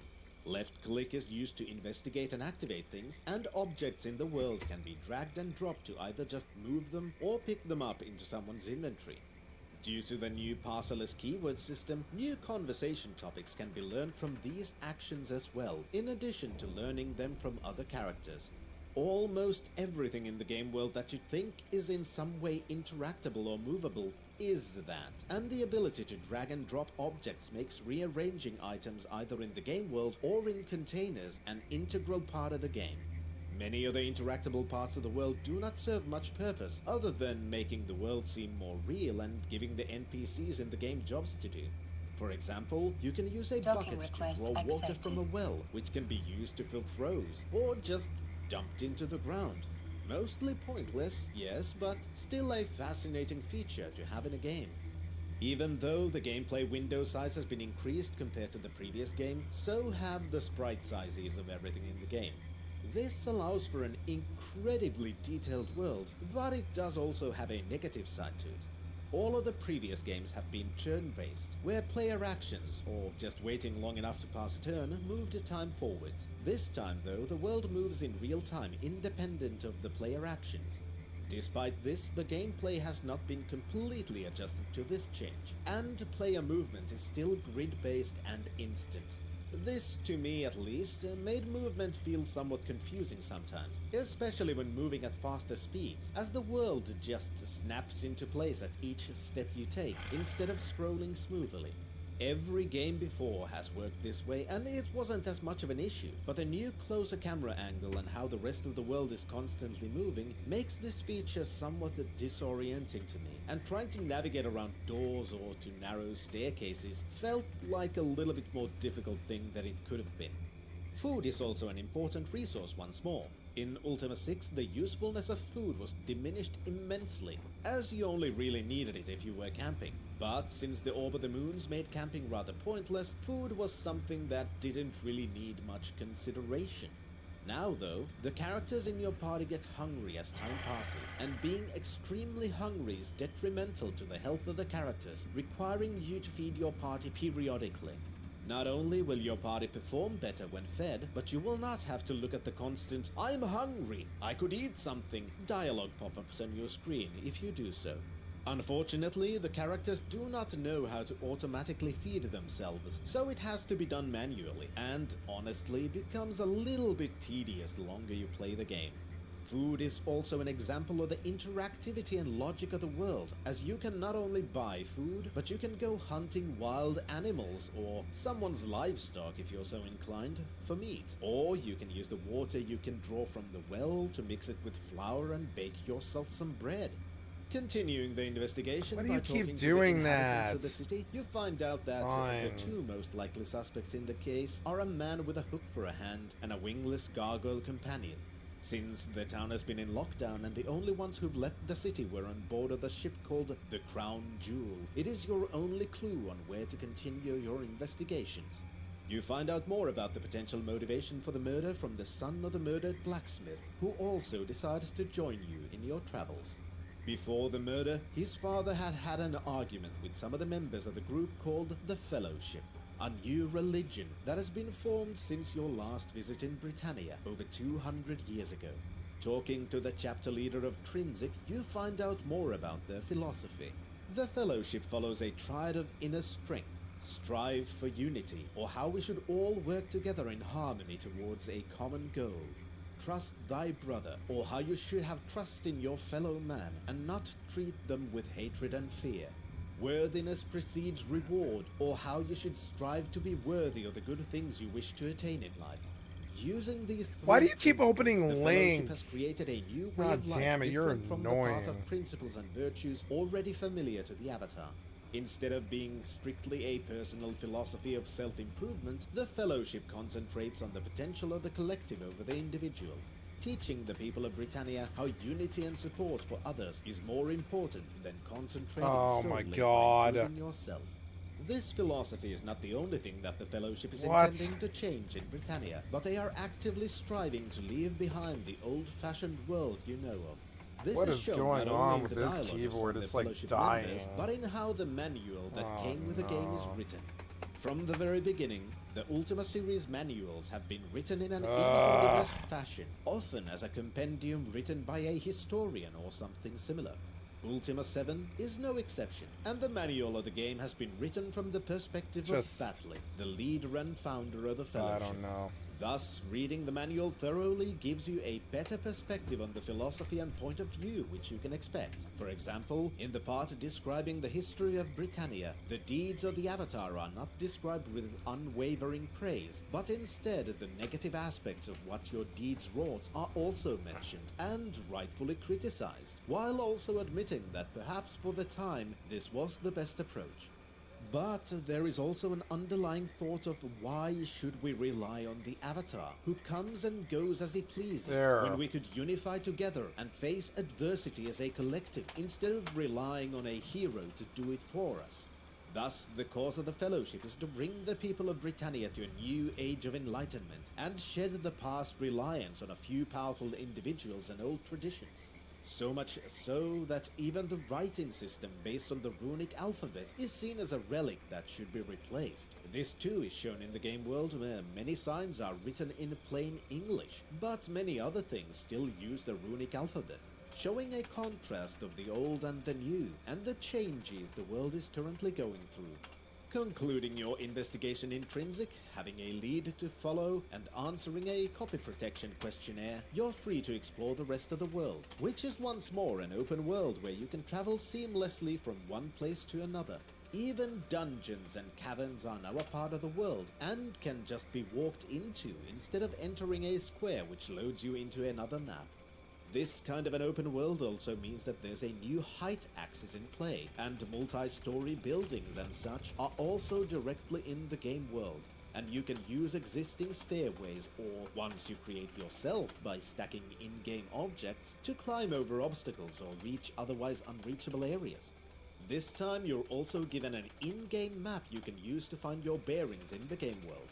Granted, for those unfamiliar with the world, this unlabeled map is not initially of much use, but acquiring a sextant unlocks a feature that shows your position on the in-game map, which makes exploring the world so much easier.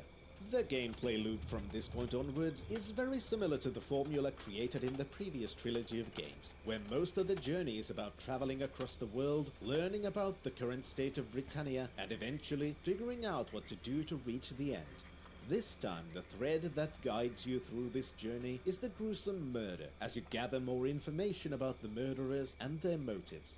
First place the investigation takes you is the capital city of Britain, this time a bustling metropolis full of stores and other services.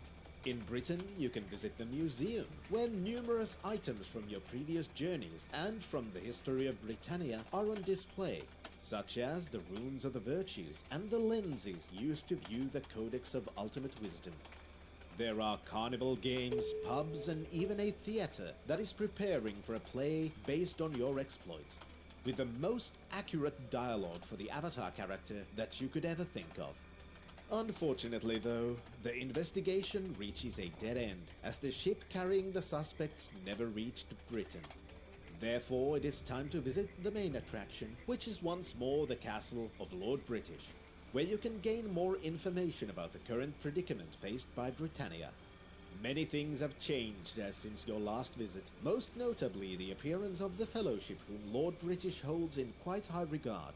Despite them representing a new wave of thought and philosophy, it is only natural that the people would change as the world does, and you hear they're doing much good for the community. On the more negative side of things, magical forces in Britannia seem to be breaking down. Not only is magic more difficult to do, as even Lord British has to strain himself to perform magical feats. Many of the older mages have begun to lose their senses. The court mage Nistel is a sad example of this, barely capable of understanding where he even is anymore. A far cry from the wise, prescient mage whose abilities once saved you from a gargoyle sacrifice. Despite this, Lord British is still capable of healing your party and resurrecting party members, making his castle a good base of operations once more. The moon gates as well are no longer as predictable as they were, but are unstable and dangerous to use. It is as if magic is slowly disappearing from the world. The only clue Lord British has for why this might be happening is to guide you towards another old acquaintance, the mage Rudion, who was experimenting with a material called Blackrock, and believed that this material was somehow connected with what was happening to the magical forces in Britannia.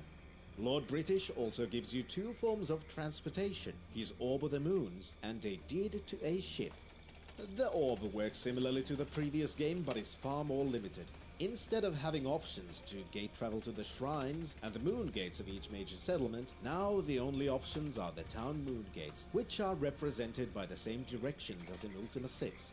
There is another drawback as well, as the moon gates aren't working as reliably as before. This applies also to the gates opened by the orb, resulting in a possibility that a gate repels you, potentially dealing damage in the process. The ship works basically the same as before as well. There is no need to consider the wind, but a specific deed is required to commandeer a specific vessel. Therefore, the deed given by Lord British can only be used to sail his personal ship, and if you lose the deed, you also lose access to the ship. A new feature with the ships is a cargo hold that can be used as a portable storage, which is a very useful thing to have, as inventory management takes a very important role. The backpacks your characters have, for example, can only fit so much stuff. Not only because of the carry weight limit, but because they also have a new hidden value that determines how much space the containers have. You might want to grab several bags and use them to organize your inventory, but it is not possible, as several bags just do not fit inside a backpack. This also makes another thing somewhat difficult: organizing your keys. In Ultima 6, all keys were marked with a letter or a number, making organizing them somewhat easy. This time, the differences in keys are visual, sometimes extremely minuscule, and sometimes non-existent. And as you don't have a key ring, if you don't keep track of which key is which, you can end up trying each key to a lock before finding the correct one. Another thing that makes this more of a chore is how the contents of your backpacks shuffle on their own, so organizing items in specific spots doesn't work either. Therefore, organizing items in external containers like the ship's cargo hold is an extremely useful way for keeping track of items you may need later and don't want to accidentally misplace during your travels. Personally, I kind of disliked sailing. Because of the field of view being so narrow and the ship taking so much space on the screen, I never felt comfortable sailing, especially as even the ship just snaps into place, and I never got comfortable with how the turning of the ship worked. So instead I preferred another means of transportation, such as the magic carpet, a hidden transportation method which is arguably the best way to travel the world. Yes, it shares the same issues I have with a ship, but since you can fly straight to where you want to instead of having to navigate the contours of the continent, it was not so much of an issue to me. Talking to the other people in the city begins to throw some suspicion over the Fellowship. The stories of the merchants and beggars seem to point towards the Fellowship using shady tactics to gain funds and resources, which are then distributed to members of high status. With these suspicions in mind, you can join the Fellowship to see if you could find more about the organization. This can be done by talking to the Fellowship leader Batlin, who subjects you to a questionnaire, deeming you a troubled person in need of the organization, and gives you a test of loyalty, delivering a sealed box to Ninok. This is where the game truly opens up. Yes, you've been able to go anywhere since leaving Trinsic, but haven't really had any reason to. Now there are multiple lines of investigation to go for, and a few directions the game points you at. Where did the murder suspects go? What's the deal with the Fellowship? What is happening to magic? It is a brilliant way to get the player to experience the world while having direction, but also retaining the player's ability to just explore freely. During your travels, you will also do a lot of fighting, and to be honest, this in my opinion is one of the worst changes in the game. Since everything works in real time now, so does the combat. With the jerky movements and characters being able to bundle together, fighting tends to be chaotic and quite confusing, and it feels like you have very little to do with the process of fighting itself, and most of your influence on the fights has to do with how you've equipped your characters. The exception to this is magic and potions, which can be used during combat. And that is easier than actually fighting, as opening the inventory to reach your spellbook pauses the game, allowing you to easily select the spell you wish to use. This time though, the avatar is the only one capable of using magic during combat, as the magical capabilities of Britannian natives have been severely diminished. Pausing the game also allows you to use the potions, whether on yourself or on other characters. This does allow for one of the cheesiest ways to win battles, by having an abundance of sleeping potions and using those on dangerous enemies that would otherwise be difficult to deal with.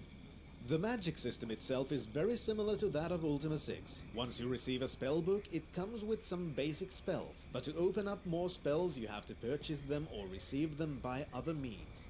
The spellbook also shows you the amount of times you can cast each spell, which is dependent on how many of the required reagents you have in your inventory. Another negative thing about the combat is that there are no good visual indicators of the health of your party members. In the previous games, it was a simple thing to check the status of your party, as they were constantly listed on the top right of the screen. But this time, to check the status of your party members, you have to check them individually from their character status window. Dying is once more not the end of the game, but instead on death your party is resurrected by Fellowship mages, and you end up at their homeless shelter near Pause, being mostly a minor inconvenience. Leveling up happens automatically, giving your characters training points.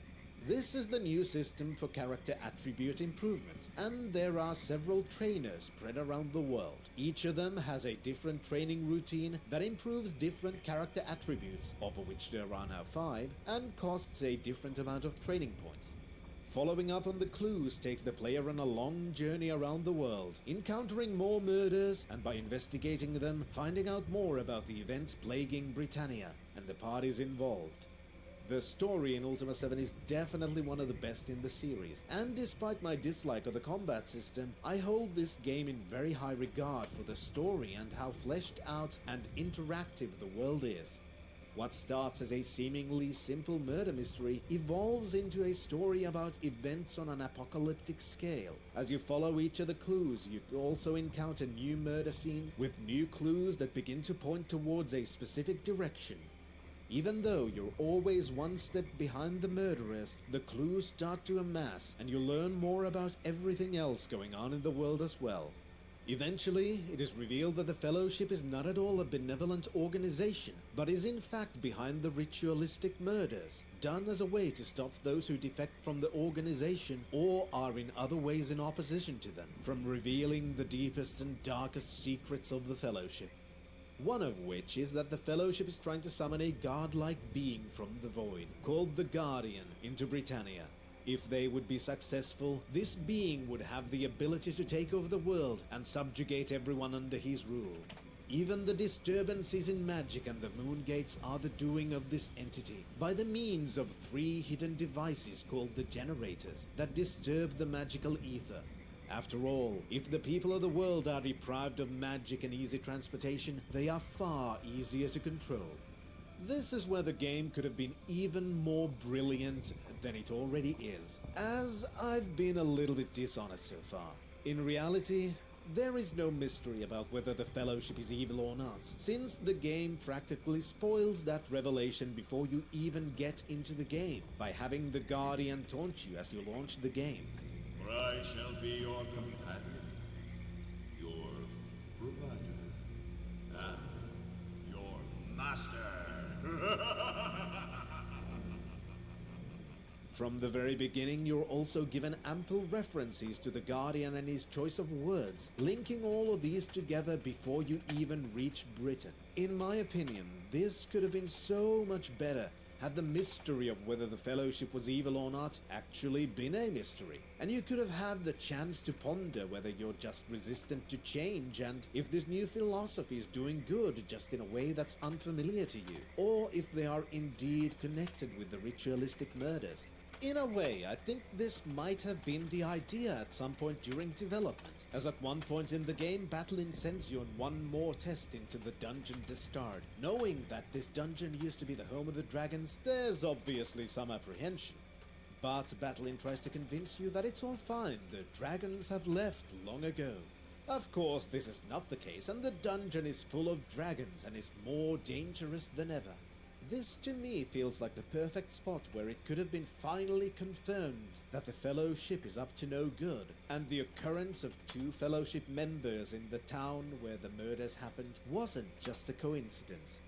Despite this, I still love the game and the story. I just believe it could have been even better with some changes. Some parts that make this world so brilliant is how during your travels you get to meet many familiar faces and plenty of new ones who have their own lives and stories, making this game feel even more fleshed out than any other previous Ultimas. So much of the game has to do with the personal problems of the people who live in Britannia, even if in the end it all leads to the larger underlying plot that concerns the fate of the world. For example, you can meet a prisoner in Lord British's castle who talks about how poverty and class division have become large problems as the growth of Britain drained the commerce from his home of Pors, and how he's now being unjustly prisoned. In Skara Bray, the forgetful mage who acted as a merchant in Ultima 6 finally went full megalomaniac and became a lich, resulting in a sequence of events that destroyed the entire town and trapped the spirits of the inhabitants to be his eternal slaves. Each town has its own story, and the people in them are much more fleshed out than before. Whether it's how logging is causing the extinction of another sentient race, or how the gargoyles are still experiencing prejudice and discrimination, with some of the humans even having an organization specifically meant to drive away the gargoyles. There are so many little stories to encounter as you follow the trail of the quest breadcrumbs. This is an amazing feature, and the game brilliantly leads you to experience as much of it as possible by having the quests of the game chained together into what could also be seen as one really long quest with several smaller steps. Eventually, with the help of the Time Lord, you're able to destroy the Guardian's devices, which unfortunately disrupts the magical ether so much that the moon gates stop working completely. These devices and the other evil forces of the Fellowship also contain an Easter egg of sorts, which some gamers even today may find appealing.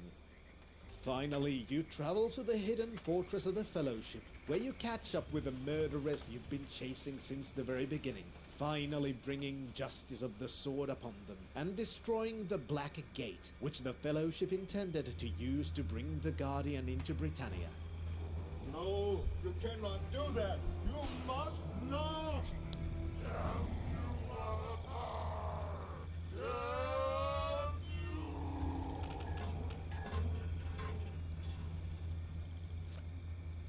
Once more, you've saved the realm from peril. But, unlike the previous times, you are unable to go home, as the moon gates no longer function. Despite this, you can rest assured that for now Britannia is safe. And after all, sacrifice is a virtue. Unfortunately, Batlin was able to escape, but without the aid of his deity and organization, he must surely no longer be a threat to be reckoned with. Ultima 7 is a fantastic game, even if I have some issues with the mechanics of the game. Yes, I would prefer the combat to be more into my taste, and I would like to feel like I'm contributing to the fights in some meaningful way, but at the very least, most of the fights are generally not that difficult, and I was able to concentrate on the absolutely fantastic parts of the game, namely the story and the world. Not only is the world of Britannia much more detailed than ever before, and the amount of interactable objects is even by today's standards incredible. Almost everything can be moved, and the world has been made to feel lived in. There are even quests that continue the style started in Ultima 6 with the hot air balloon quest, where an item you've likely walked past before, looked at it and deemed it unimportant, still play a large part in the story. Of course, this interactivity and freedom do come with their drawbacks, and it is very much possible to softlock yourself by not managing your inventory properly. Because of this possibility of seemingly unimportant items having a purpose, if you happen to grab something important and then drop it somewhere, it can be extremely difficult to find that item again. The story, even though I believe it could have been better, ranks as one of the best in the series. Compared to the previous games, the mood of the story is far more dire. The closest it really got was in Ultima 5, but even then it didn't feel like it was quite as dire, because you weren't able to properly see the poor situations the inhabitants of the world were in. Sure, there were some instances, but far less than in Ultima 7, which is understandable considering all the technical improvements since then. Now the individual stories of the people of Britannia are far more fleshed out, partially due to the environmental storytelling, and partially due to there just being so much more space for their dialogue, and there being many more characters to interact with. Even the amount of books you can read is quite massive, even if most of them just give a synopsis of what the book is about. But what books a person has in their possession acts as another way for the game to tell you more about them.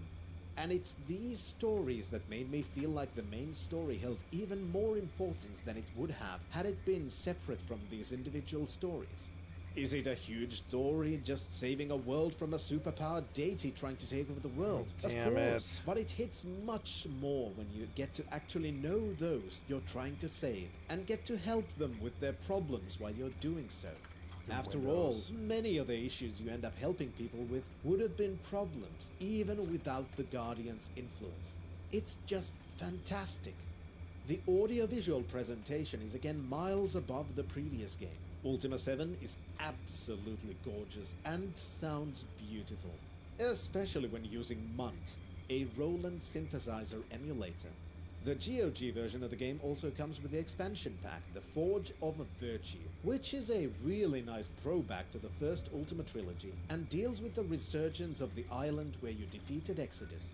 Not only does the expansion give a bit more insight into Exodus and many other things in the past, such as confirming that the Balrons you'd fought in previous games were in fact gargoyles, it also allows you to make your avatar far stronger than you could in the base game, and relatively early on as well, which I admit is part of the reason why I felt the combat was on the easier side. Being a super powerful character with a demon-powered sword that can kill things in one blow was fun, even if you could sometimes be not very Avatar-like with it. Finally, I have to give massive credit to the Ultima fanbase, since everything I've mentioned as a negative thing has been in relation to the vanilla game available on GOG. But many of those issues can be resolved by downloading Exit, a project aiming to recreate Ultima 7 for modern operating systems. That is a fantastic project which takes a great game and not only makes it work well on modern computers without much hassle, but also adds some very good improvements, such as the ability to have character health information on the screen during combat, a quick button to try all of the keys you have in your inventory on a door without having to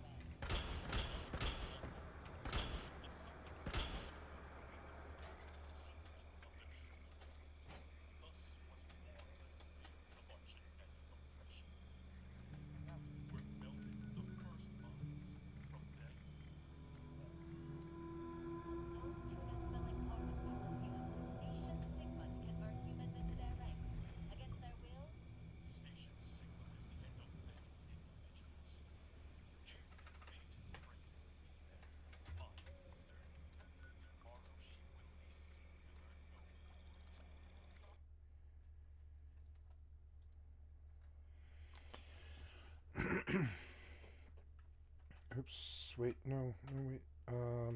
No. Where you're hiding things from me? It's so annoying. Show more options. Properties. Read only.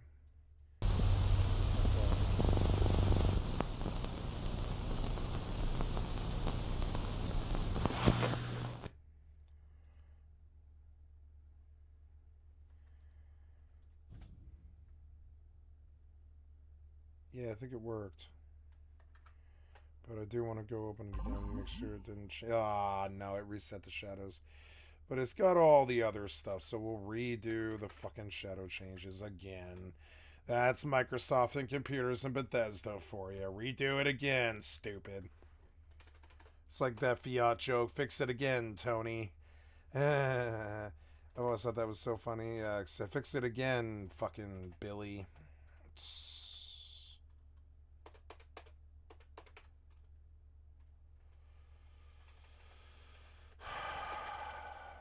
It's like being a mechanic. It's so annoying. You gotta go in and like fucking get under the hood every single fucking time you want to do something. And the whole nature of the entire business is like everything breaks down all the time. Oh my god, and now you're like fucking read only. Read only, apply. Okay. Right. Now I want you to save, and I want you to quit. And now I want you to make this read only. Read only. Apply. Okay. Leave. And yeah. And I think we're good. Seems good. Okay, so we'll try that. I like how there's like 7 of these open. No, don't save. Just go. Just go. Okay, so there we go. And now hopefully it'll load well. Good bad connection to server was lost because the server shut down, huh? Yep, that's okay.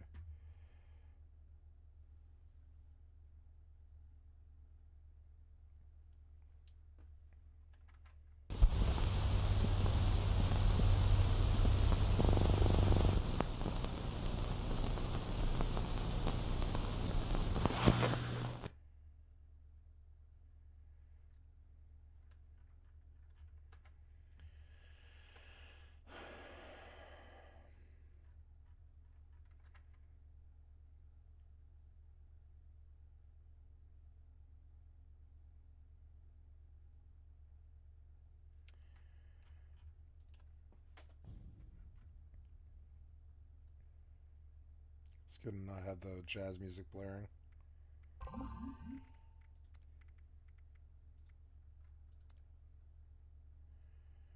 Good, good, looks good.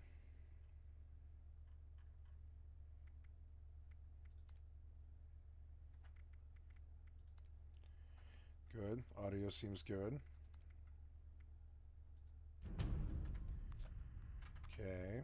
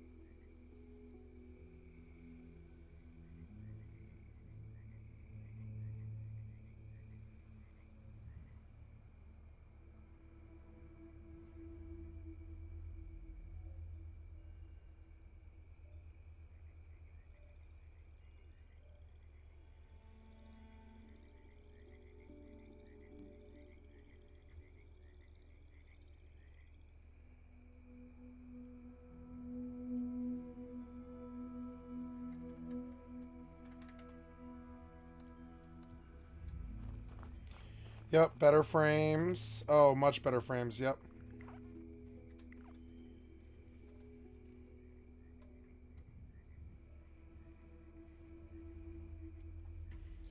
I didn't know you could zoom out that far. God damn. Oh, shit.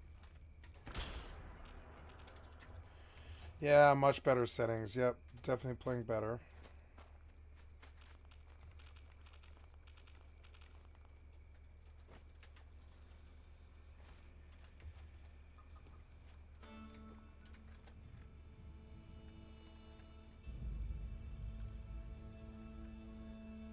Nothing at all. Really?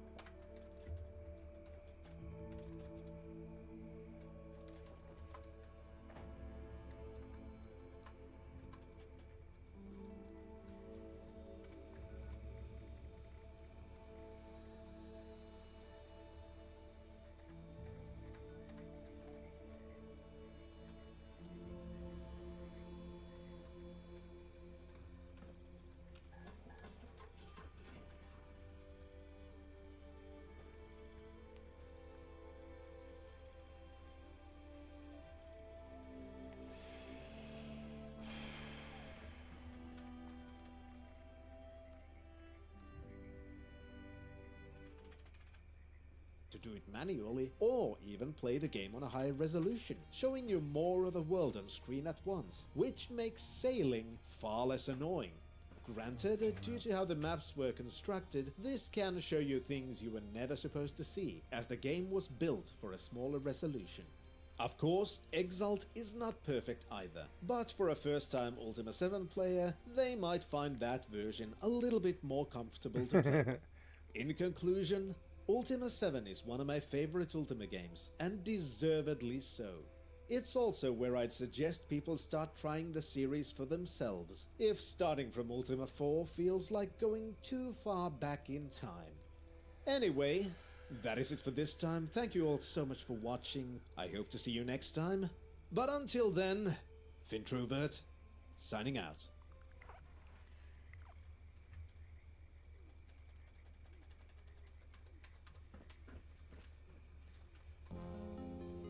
As you're asleep, you are faced with a ghostly visage.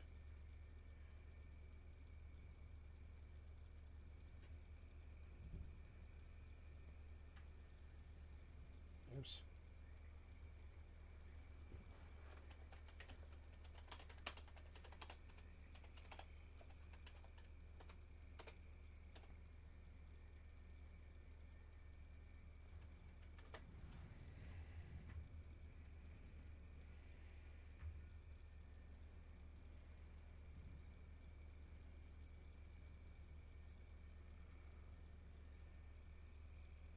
Physics will go haywire, and that often causes the game to crash shortly after.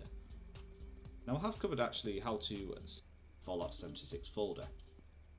Now what this will do is allow, of course your mileage is going to vary. Refresh rate, FreeSync monitor, and anything we can move on to is use a separate Fallout 76 ini to move load time and then download the mod. Once the mod's downloads,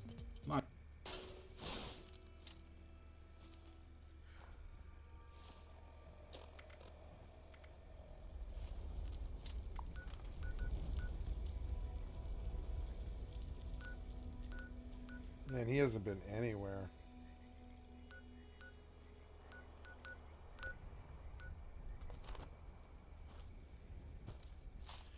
Yeah, it looks good. It looks pretty good, yeah, I'd say. About the same for me.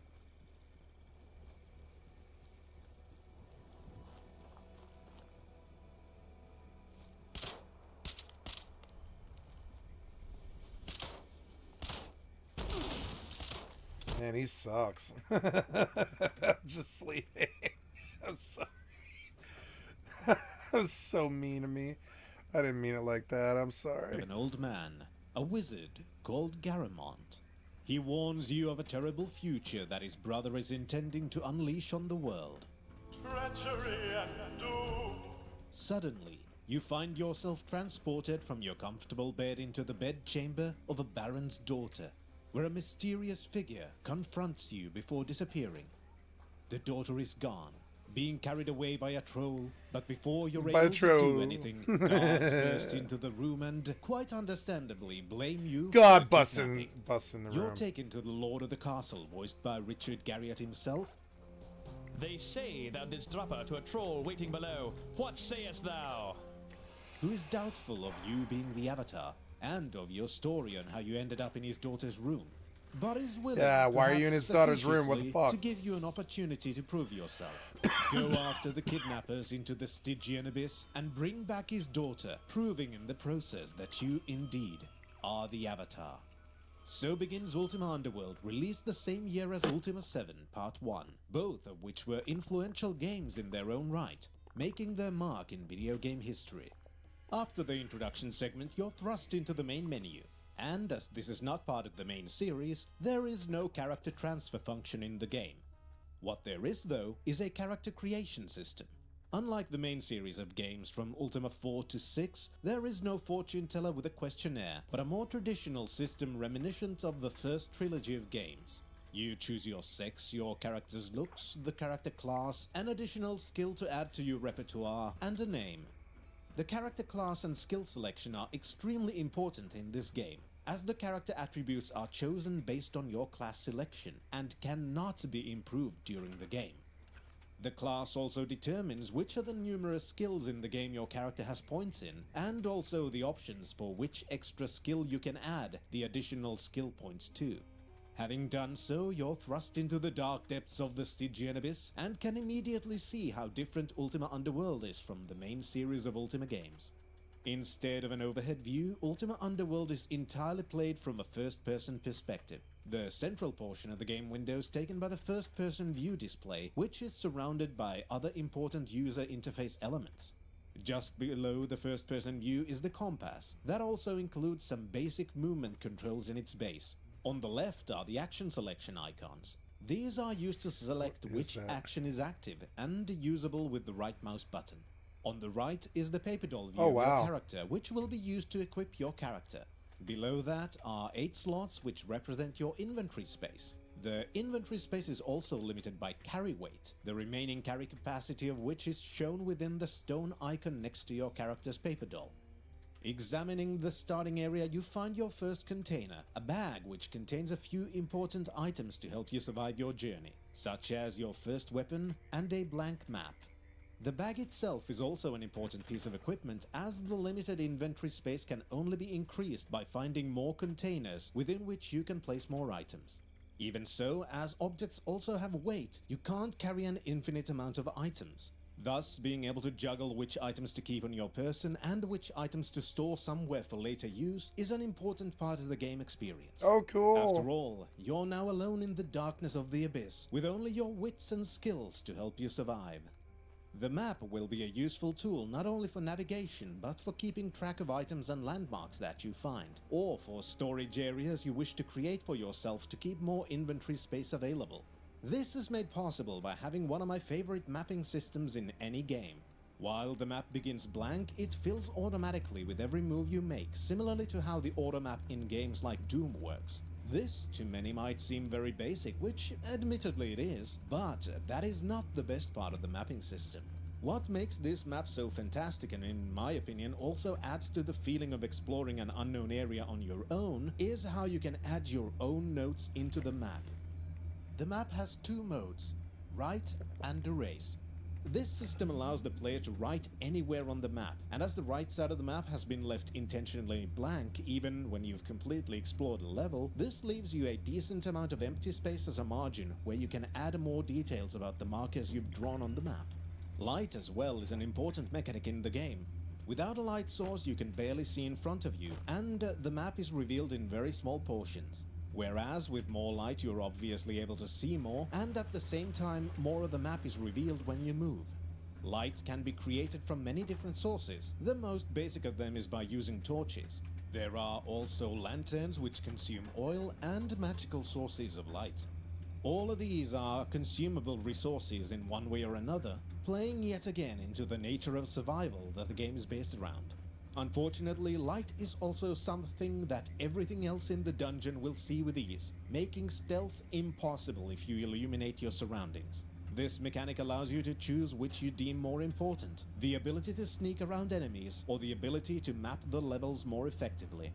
Soon after wandering from the safety of the entrance, you will encounter your first enemy. In the RPG tradition, many of the enemies are hostile wildlife you've seen in many a game, rats, bats, and so on.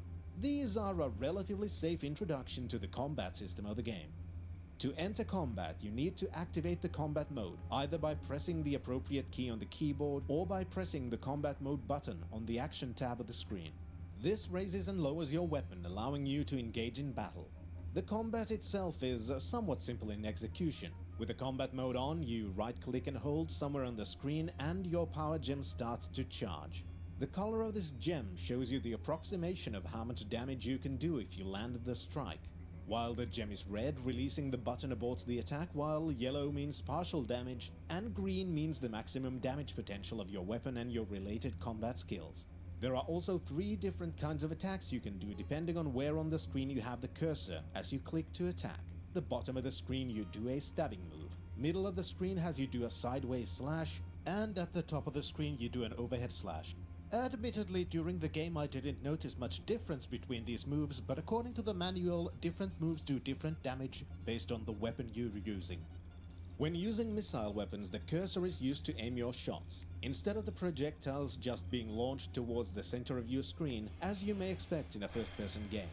Since this is an older RPG, attacking an enemy does not automatically mean you're going to do damage. Okay, guys, I was going to do something, but I think I'm too tired. I think I'm going to go to bed. And thank you so much for hanging around. It was an excellent day for me. Got a lot done. It was, January 6th. Interesting day. And I will be back tomorrow to do some more.